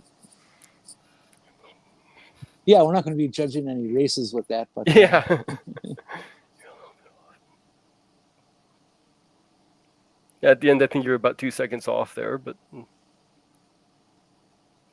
Oh wow! The show on PBS right now, it's this African tribal family, and they're out scavenging, for food. And one of the things they're really into is honey, as one of their main edible products for their survival. And to get it, they climbed this fucking tree that looks about 40 feet tall. And this kid, it's in this big open spot on the top of the tree, on the interior. And he reaches in and starts grabbing honeycomb.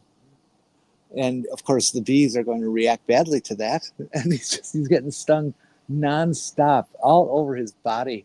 And he just sits there and keeps doing it, brushes them away from his face here and there. But God, how could anybody do that? I watched a video where a guy, he crushes a wasp nest and all the wasps with his bare hands.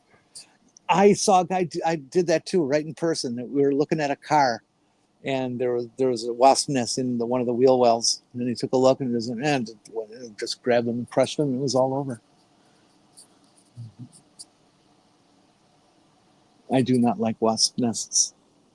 There they are. I am not smart. Yep.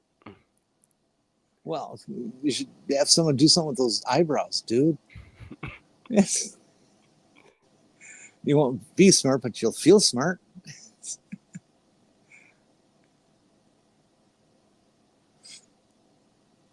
I think it's so funny how we try to make alien creatures and what they look like. And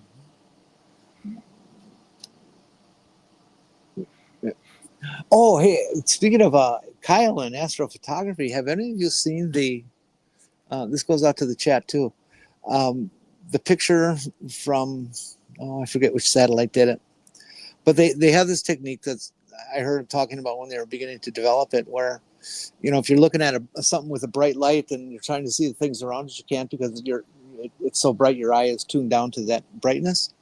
But if you put something in front of that bright thing, all of a sudden you can see everything in the background. Just a well-known thing about vision and photography. Well, they learned how to do that in a telescope. And they're able to go and find a star that they're looking at for habitable solar system. And they do it. They put this little disc over the big main star. And we actually have a photograph of 5 exoplanets. I mean, they're all around the same star, and they're right there, actual planets from another solar system. It's like, holy fuck! I just can't believe I'm seeing that in my lifetime. I had it as a lock screen on my phone for a while.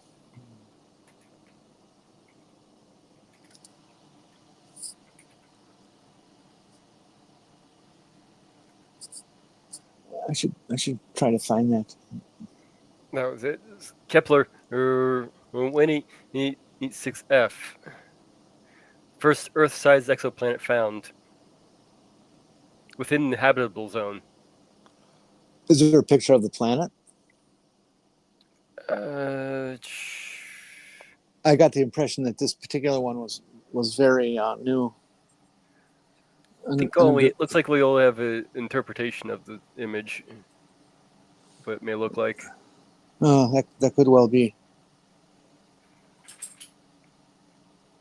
I imagine the actual image is like some blurry little thing that they needed special equipment to pick up. Probably didn't look like much to us.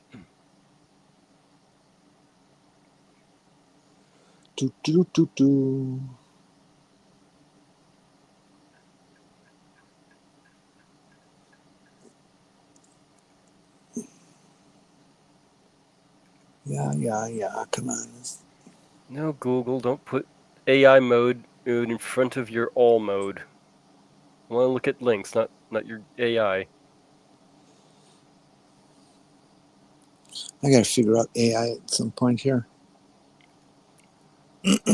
Which type of AI? There's imagery, text, all of it. I can't believe I can't find this image. Well, probably need to polish up scripts. I've been finding Grok to be pretty useful. All right, I know what I'm going to do. I'm going to look it up on the NASA with the NASA software. Do, do, do, do, do.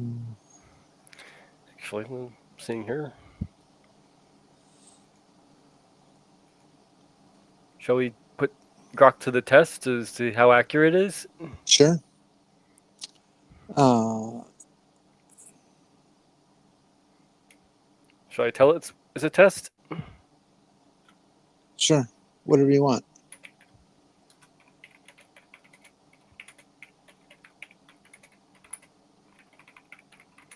You will test how accurate your information is. So, what question shall we ask it? Something you know.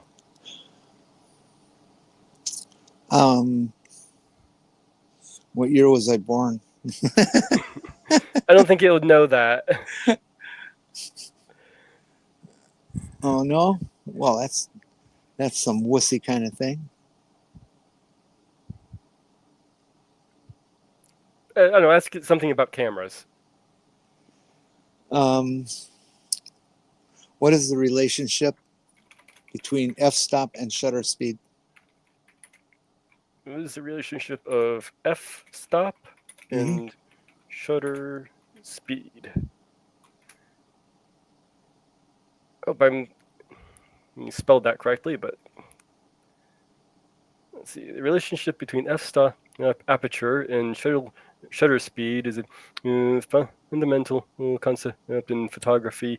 It is both control the amount of light that reaches the camera sensor and affects the exposure of an image. They work together to achieve a properly exposed photo. Adjusting one often requires compensating with the other. Here's a concise explanation. Wow, gets into some stuff here. f-stop prefer is the size of the lens opening aperture that allows light to pass. So far, how's it doing so far? Perfectly accurate. Allowing light to pass through to the sensor, represented as f numbers. Examples: f 2.8, f slash 5.6, f slash 11. 2.8, 3.5, 4, 5.6, 8, 11, 16, Yeah, 32, 64. Some examples. Lower f-stop numbers, such as 2.8, mean a larger aperture, allowing more light and creating a shallow depth of field, blurry background. Example. Higher f-stop numbers like f16 mean a smaller aperture, allowing less light and creating a greater depth of the field, more in focus.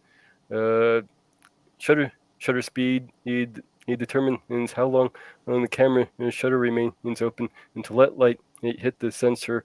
Measure in seconds into fractions of a second, 1/100, 1,000, so forth. Faster shutter speed, 1/1,000, and less light in freeze motion. Slower shutter speed, 1/10, 2 inch light in more light and can blur motion. Exposure relationship, f-stop up and shutter speed together determine exposure, which is the total amount of light heat captured to maintain the same exposure. When you change one, you must adjust the other in the opposite direction. Oh, they finally got that. That should have been the first thing they said, actually. This is known as reciprocal rule or exposure triangle, including ISO, which we'll assume is constant here. For example, if you open in the aperture by a one stop, f4, f.2, doubling the light, you need to increase the shutter speed, 1/100, 1/200, half the light to keep the exposure the same. That's wrong. That's wrong? There is an f2. You can get f2 lenses, but that's not going to be the deal. Yeah, if you're at f4 and you make the shutter speed 1 step slower, you cut it in half from a 500th to a 250th, and you're at f4, then you're going to go to f2.8 and in some cameras f3.5. Right. If you slow the shutter speed 100 to 150, double the light, you need to increase the f stop f8 to f11, halving the light. Stops of light. A stop is a doubling or halving of the light. Common f-stop sequence: f f1.4, f2, f2.8, f4, f5.6, f8, f11, f16. Each step is one stop halving light as numbers increase. Common shutter speed sequence: 1,000, 500, 250, 125, 160, 130. Each step doubles light as numbers decrease. Example changing from f 5.6 at 250 to f8, one stop less light requires a shutter speed of 125, one stop more light for equivalent in exposure. Creative effects: aperture, f-stop, effects, depth the field, low f-stop, f2.8, blurry background, ideal for portraits. Yes, High, that's called depth of field. But some yuppie at some point in the 80s or 90s decided they had to use a different word for depth of field, and they call it bokeh, B-O-K-A-H. High f-stop, f16, sharp foreground and background, and ideal for landscapes. The higher the number of shutter speed, the smaller the opening. And basically what it's doing is it's shaving off out of focus light rays. And that's why they have a very high depth of field front to back. You find that in wide angle lenses, and just the opposite in telephoto lenses. So fast shutter, 1003 eases action, great for your sports. Slow shutter, 1 in 10 with blur motion, great for your artistic effects like light trails. Practical examples: your shot at f4 or at 1 in 500 ISO 200, then the exposure is correct. If you want a shallower depth of the field, you switch to f2.88, one stop more light. To compensate, you change the shutter speed to 1/1000th and one stop up less light. Result: same exposure, but with a blurrier background. Summary: f-stop and shutter speed are inversely related to maintain consistent exposure. Changing one requires adjusting the other to balance light, while each other also influences the creative outcome. Depth of field for aperture, motion blur for shutter speed. If you'd like, I can. This goes into some stuff about what would like me to do further.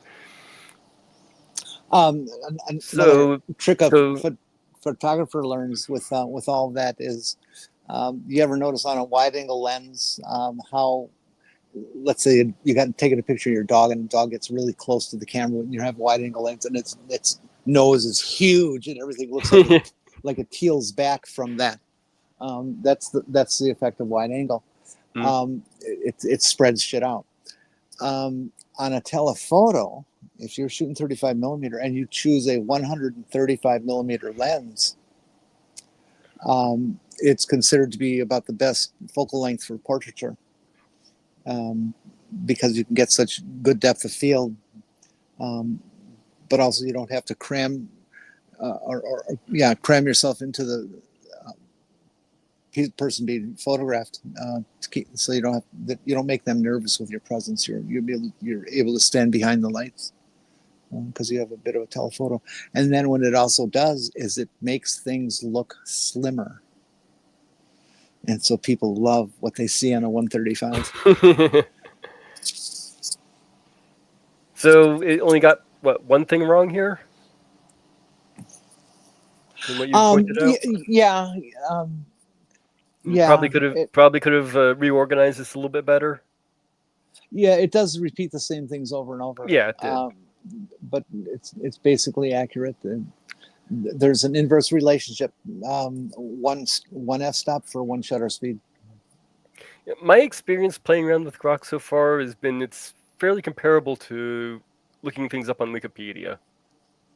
Uh-huh. Because I have found things that it does get wrong. But,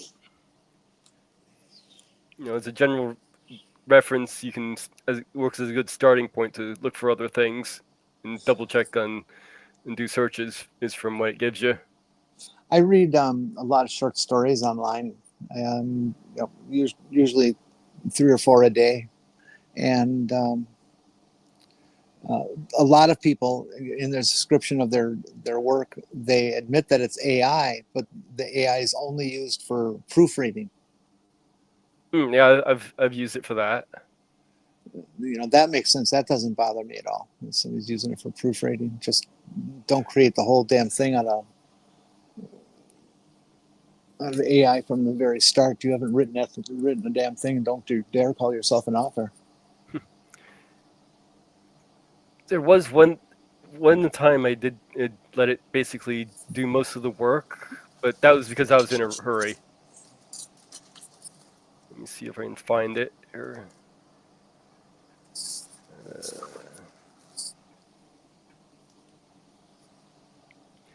Yeah, I was trying to replace.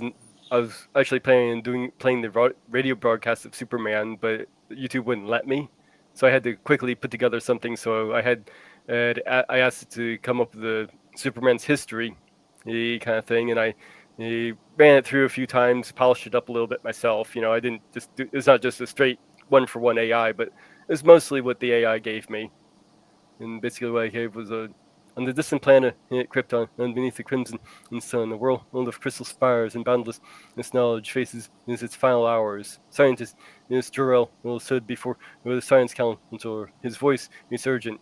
Krypton is doomed. Our core trembles and quakes. Things will tear us apart, he warned. Soon our planet will shatter, but the council will scoff and dismiss him, blinded by arrogance. In their home, Jor-El and his wife, Flora, gazed at their infant son, Kal-El, cradling him in their arms. With one, with no time left, if they placed him in a sleek rocket, its hull glowing. Wow. Laura whispered, "He'll live, Jor-El. He'll carry our love." As Krypton erupted in cataclysm of fire and sorrow, the rocket soared into the cosmos and was bound for a small blue new world called Earth. The rocket streaked across the star, carrying with it the hope of Krypton and the solitary spark in the cosmic void, crashing in a golden wheat field in Smallville, Kansas. There, Jonathan and Martha Kent, a kind-hearted yet humble farming couple, found the miracle. A baby, the unharmed, his eye is bright as the sun. They named him Clark, raised him as their own, with lessons of love and kindness in their sunlit farmhouse. But Clark was no ordinary boy. As a toddler, he lifted tractors with ease. As a teen, he outran in trains and leaped over barns, his heart torn between belonging and the strange power within. The Kents taught him to hide his gift, to wear glasses and a timid smile, but also to use those powers for good. "You're special, Clark," Martha said, stitching a blue suit with a red cape from the rocket's blankets. "The world needs you." Metropolis, a city of steel ambition. Clark Kent became a reporter at the Daily Planet, his pen seeking truth beside the fearless Lois Lane.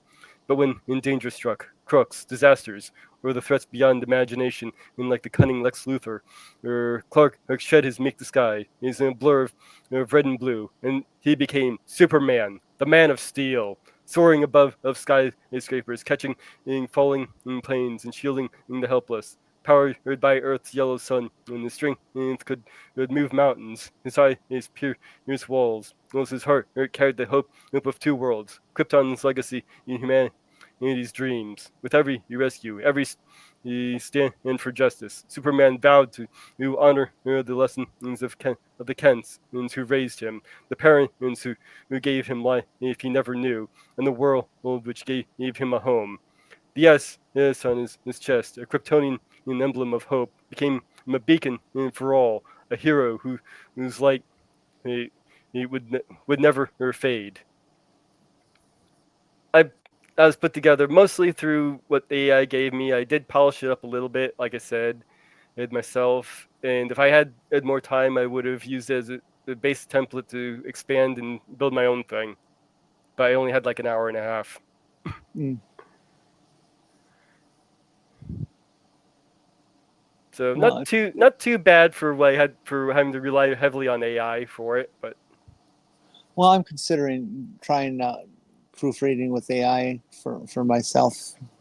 I hate proofreading, and I'm good at it because I can spell very well and I understand grammar and things.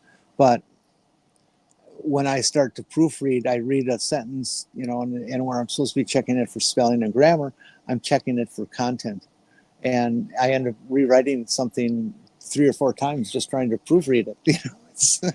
I have found some when it tries to make my stories more concise, it takes away some of the content and doesn't sound as good. So I have to be careful about that when I'm working with the AI. Oh, So, it will remove stuff. yeah, it will remove stuff and well, not necessarily remove stuff, but it'll just make it sound more bland the way it rewrites it. Yeah. Can you get it to just indicate the issue, not rewrite anything? I believe you can tell it to do that. Yes. Yeah, I'd be happy to get notes from it, but don't you dare change my writing. Yes, I Only believe. get. Yeah, I believe you can do that.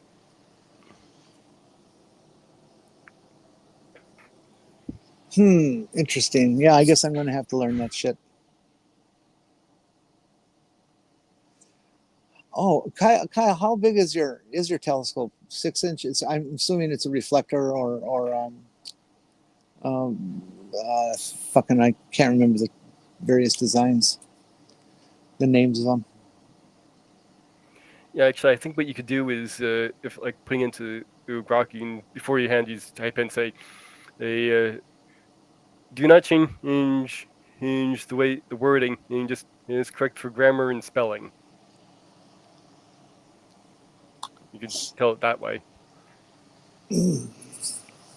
My editor used to just hate me because I would, I wrote a column. It didn't have to be factual.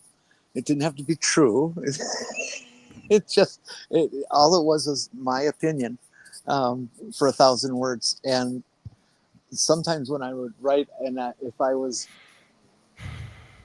like sharing an experience with somebody down south, I would write their words, their responses in a Southern dialect. And he absolutely hated that. He says, as against the AP style book. Well, I don't write for AP. I write for like car magazine. I guess that's probably what he helped stack up against me to why he fired me. So, what the heck? Yeah, it can be useful like that, but like I said, you do want to kind of usually do want to double check it. A good way of double checking it is if you can get a copy of the whole thing on one page, and just do a find, and so you just open up, hit find and put in citizen, and you can see if it's actually in there or not.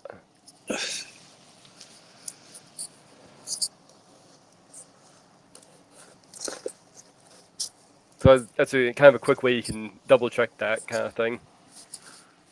Mm-hmm. It's like Porpoise told us, AI is not good fact checker.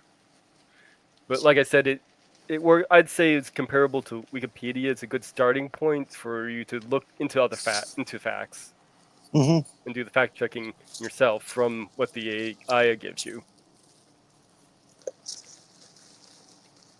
Sounds like fun.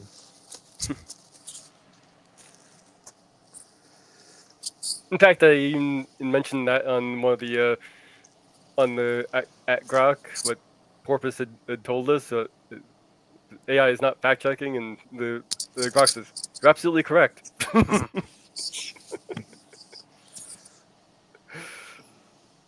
Hey, I found a picture of Winry on online. Oh, is it appropriate to put up? Or Yeah, it's nothing dirty. I'll go dig it up and toss it on the chat. Let's see, where is that now? I'm sure there's plenty of not safe for work stuff of hers out there. Well, actually, I didn't run into any. I just typed in Winry or whatever. And Oh, you had to save. You had your safe search on. I see. No, I don't have safe search on. Come on, where are you? Oh, there you are.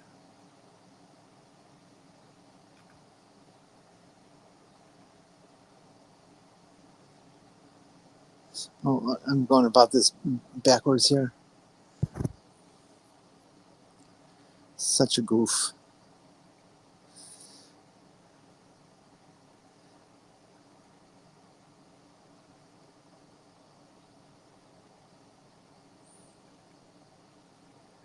While we're waiting, how about Winry's cos?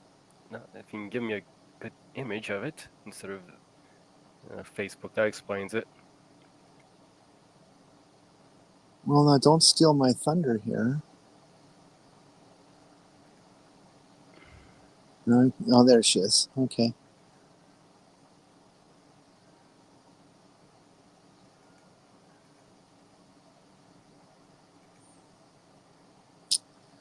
Oh, there you are. Okay, I got it.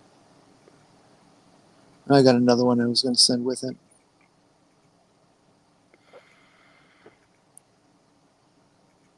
There you are.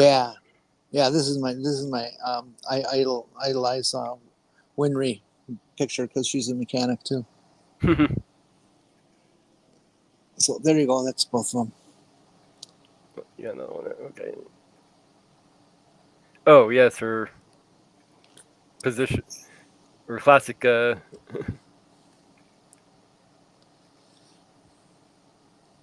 Yeah, she builds robotic prosthetics for whoever. Yeah. Which is weird considering the thing all seems to be centered around 1900. Close to the World War II era. Yeah. So, anyways, she's my current anime girlfriend. Here's a nice cosplay comparison. Oh, let me see this here. Come on. Well, that's not so bad. Yeah, it's a good cosplay. Makes you use the crescent wrench, although she's not using an offset. But those are hard to find, and the glove color is wrong, and the glove and the skull cap should be maroon, not red. But other than that, it's pretty good. Oh, and the top should be blue. But she's got the body for it, so she's a qualified Winry. Good for her. I couldn't do that. I'm too fat.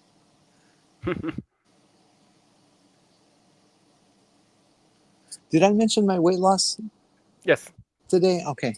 I couldn't remember if I did. You know, it's really weird. I'm going to share a little hard luck thing about losing weight. Yeah, my family and friends back home in Milwaukee and stuff, and all my life have either insulted me for being fat or told me how weak I am, and you know, you got to lose weight, and you know, literally all my life since like 6th grade, I've had this crap. And I finally found a diet that works for me, the intermittent fasting diet. Yeah. And so I've, you know, been at it seriously, and I've lost 109 pounds, which is a big amount from anybody's measure. And none of the people that used to harass me about being fat have even said, "Oh, well, very good, congratulations." It's like, what the fuck's wrong with you people? All you can do is criticize. Gosh, it just would have been nice for, you know, one of my brothers to say, "Wow, that's really impressive, good job," or, you know, just anything kind. But no, they can't do that.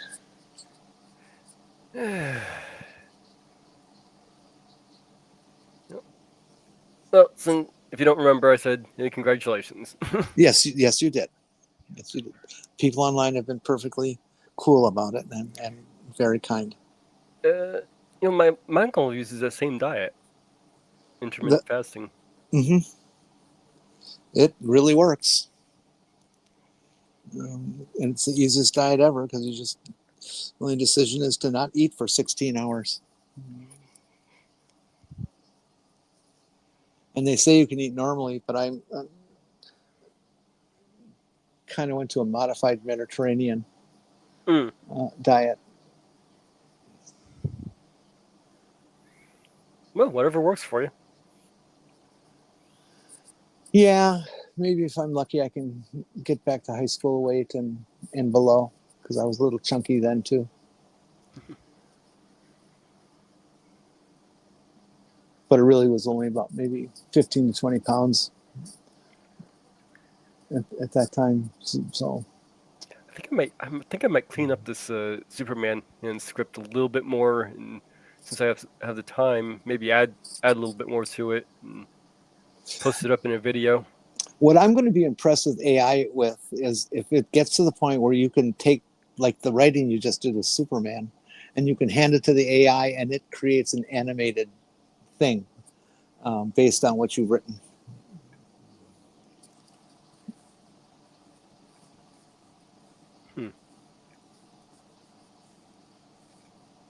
Animated, I could probably do a still. Yeah, stills are no big deal. I want to see it do a movie. There are ones that allow you to do some movies. They take quite a bit though, and the movies are usually only a few seconds long. Well, aren't some of those fake film trailers AI? Yeah, some of them. Oh yeah. I have this friend here in Houston that I can tell you for the ones that are getting you more than like a minute long, they're paying any money for that. Oh, okay. She likes to just look at shit on the net and all this kind of stuff, which of course is just fine. But she sucks this all in. You know, she looks at some AI and is absolutely convinced that it's real. You know, and I try, look, Mary, look at this, look at that, look at that. See, that all says that it's not real. And she just doesn't accept it, and she spends money based on, you know, thinking that some video is real and it's not. Don't keep your $20.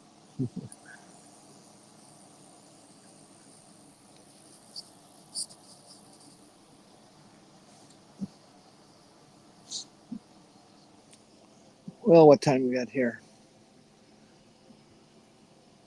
Yeah, we've 2 got hours and 22 minutes. two.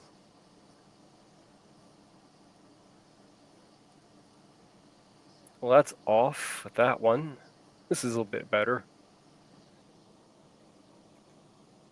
It's still a little off though. What?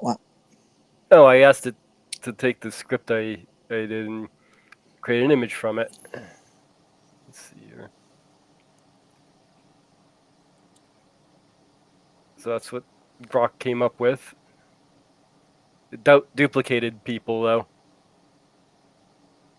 So we have two new Jarrells in this one, and this one has two babies, two Kyles.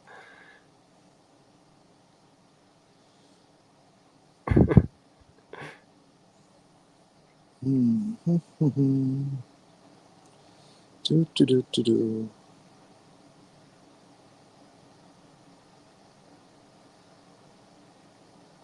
That.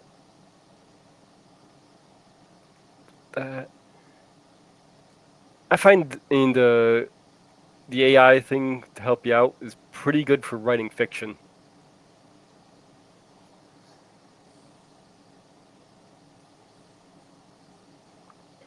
It's giving me details and ideas that I didn't think of. And I incorporated that into the story.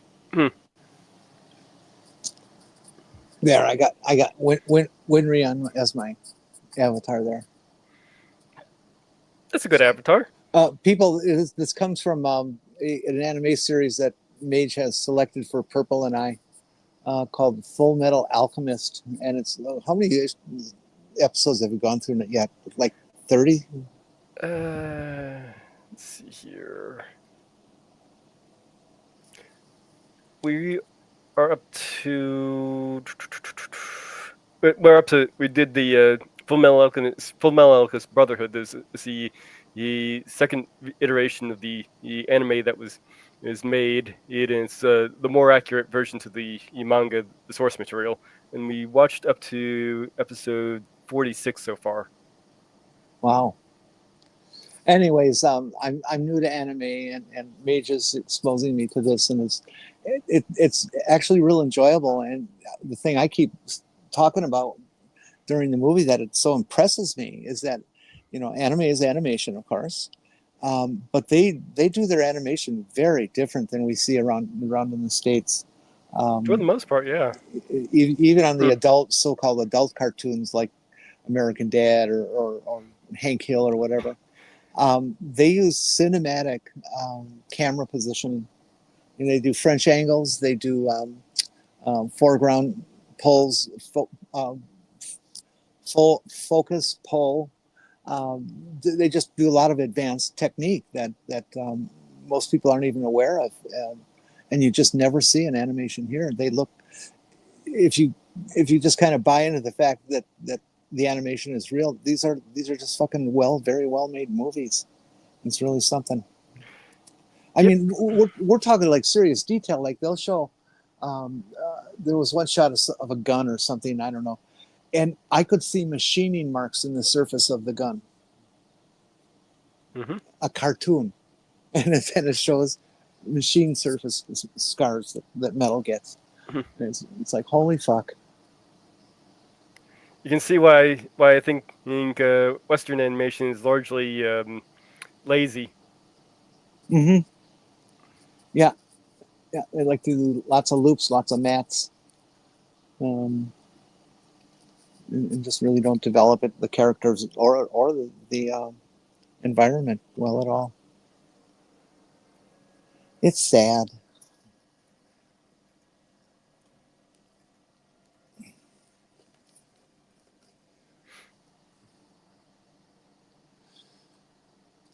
Emergency is on. Remember that old show? With the two paramedic guys. It was in the 70s. It basically started the paramedic craze across the country to get fire departments to have paramedics. Mm. Okay. They're in the emergency room, and they're going to do some kind of procedure on a guy who's unconscious. And to do that, you have to build a sterile field. You wash the skin surface and all that kind of stuff with the antibacterials, but then you lay out sterile towels, and they had the towels folded correctly.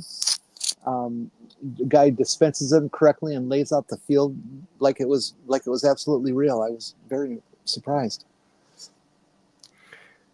Discord changed things around, so I'm hoping this link works. But that's my Discord channel. So if you don't want to use Twitter X and you're not in the MidAmerican chat, you can go and subscribe to my Discord there, and you can I'll put the links to our midnight showings in the announcements there if you want to join us. Come on, folks, we have a great time. We sit there and we watch anime, and well, I masturbate. I don't know what you do, but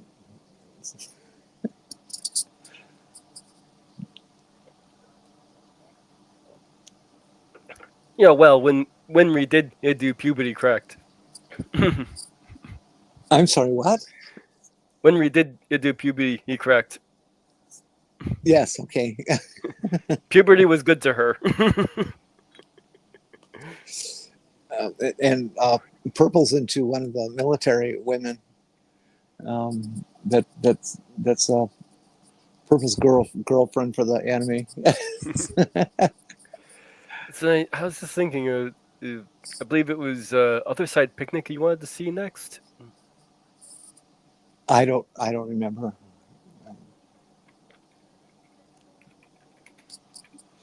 I was thinking, the Sleepy Princess in the Demon Castle, but I thought we were going to do Peter Sellers' film Being There.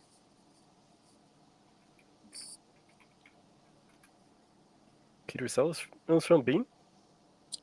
Being, as in human being. Oh. There, as in there, not here.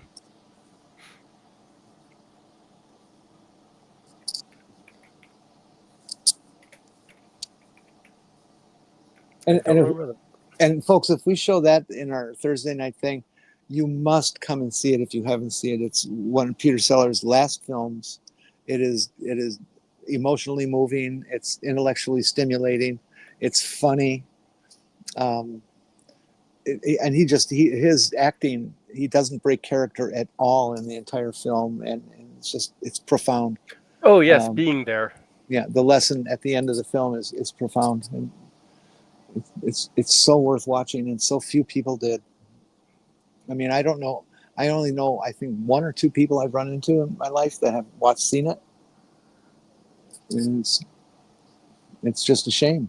It's a classic that has been ignored. It's certainly better than John Wayne films.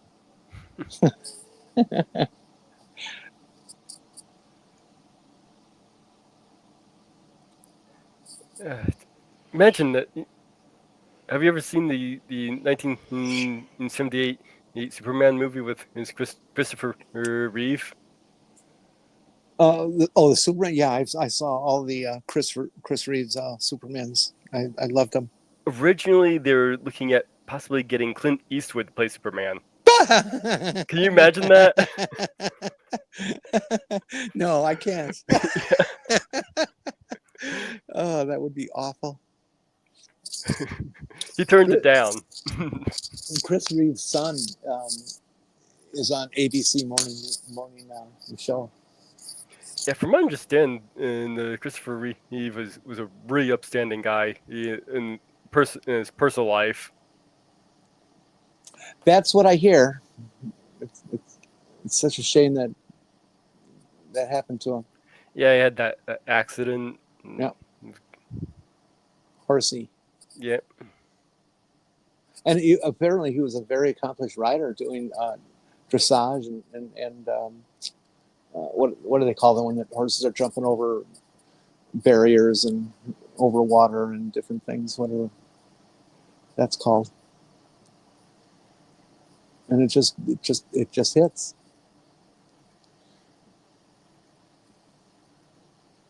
My chiropractor also had this patient, a young woman in her teens, I guess she was like 17, 18, something like that.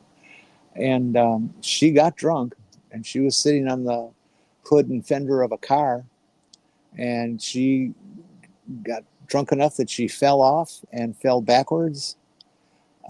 Somebody tried to catch her, and instead, not being able to catch her, they sent her body, instead of falling flat position, to falling like on a 45-degree angle. Ooh.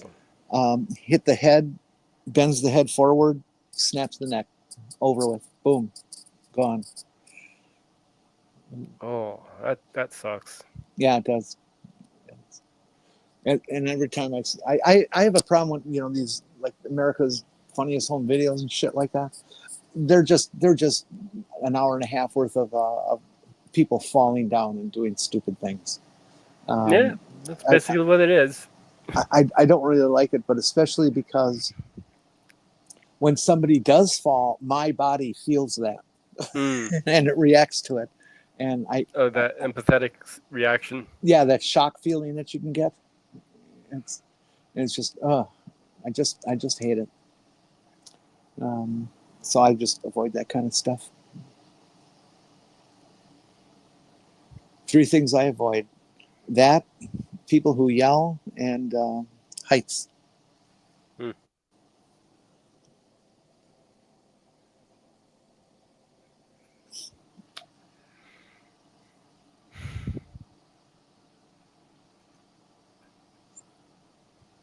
What's going on?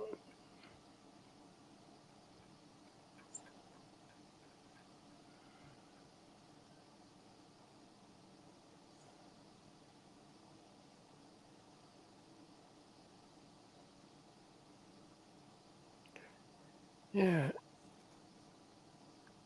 Actually, one thing that kind of caught me off guard with Grok is they made a more recent change last month to where it can kind of look at your past chats with it.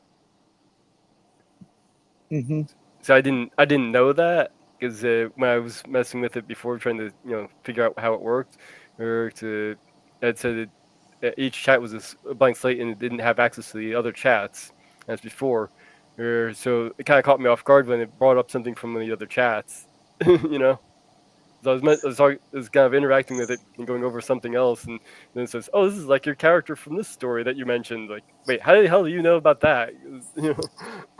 Yeah, that's one of the things that concerns me about AI is its tracking abilities and that just what you're describing. I don't want some application to follow me and to analyze my work and report it somewhere, even if it's just reporting to me. If they can report it to me, they can report it anywhere they want. Well, there is a if you go into let's see, where is it again? Yeah, here it is. If you go into the settings and on Twitter, privacy and safety, and you go down to data sharing and personalization, data sharing with business partners, I believe it was, and where is it again? No, that wasn't it. But anyway, there's a setting in here. Maybe it's Grok. This is it here. It's okay. So it's under data sharing and let me go back to all the way. So it's settings, privacy and safety, and you go down to data sharing and personalization as Grok and third party collaboration, and you can turn all that off. So like right now it can see my other chats with it, or it can use my information for training purposes or third party thing. I can turn off all that if I want to. But doesn't it use the collaboration with outside sources as its way of gathering and learning? Yeah. So aren't you crippling it by doing that? In a way, if I turned it off, it'd be less personalized to me. I see. So if I allow X personalize your experience with Grok, so I can allow Grok to remember your conversation history, so I can turn that off, and it'll be like a blank slate again with each conversation. Allow X to personalize experience, data as well your interactions, input. Allow public data as well as your interactions, input, and results with Grok AI to be used for training and fine tuning. I can turn that off if I want to. So that's where that is. So it'd be under more settings and privacy and safety, and it's under data sharing and personalization, Grok third party and collaborators, and that's where you'll find it all on there. Okay, I'll try to keep that in mind if I ever look into it. It might be a little bit different on a phone, just so you know. Oh, of course. Oh, yeah, everything is always different on the phone. Oh, someday I'll get a computer. So if you're uncomfortable with your information being used in those ways, you can shut it off. So I think that's a good thing that they have done there. Yeah. Have you ever done any of this stuff that people suggested to fuck with Grok, is to start taking pictures of this or that, but name it what it's not? No, I haven't tried that yet. So Grok learned something that's completely wrong. I don't want. I want an accurate tool. Yeah, but it's Elon Musk. I know, but it's still a good tool. And Yeah, but it's Elon Musk. I know it's owned by pure evil. I understand that.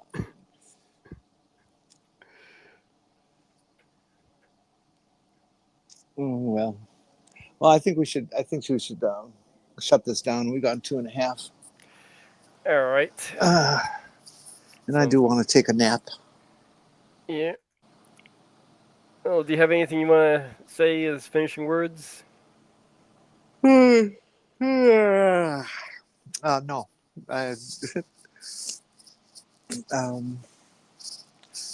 Don't send me anything based on sugar.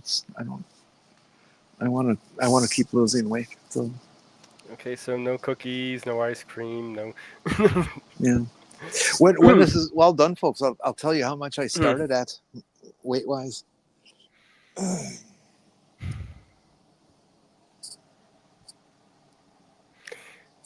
right.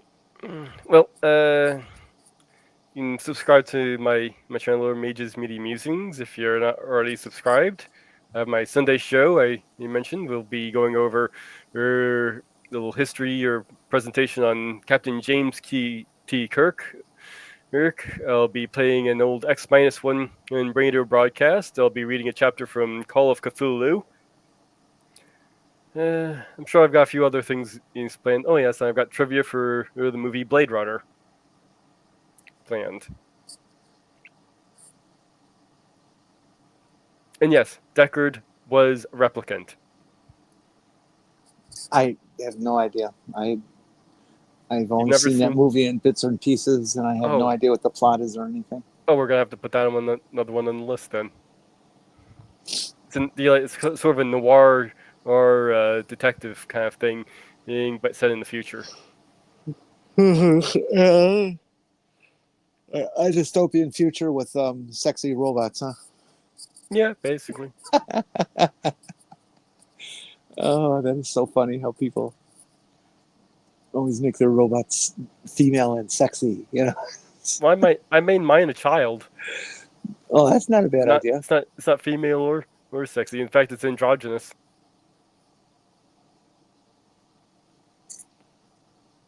Yeah, so right. I have to get back to work on that story. Well, chat people, thank you for coming. It was a lovely day. I wish we could get interacting live, so you can voice and jump right in the middle of a sentence with us and stuff. That would be fun. Yeah, come on into watch some episodes of Fullmetal Alchemist with us. It's at tomorrow midnight Eastern time. I give try and give at least a couple hours warning ahead of time, and then before I put the link up. I usually put the link about a half hour before showtime.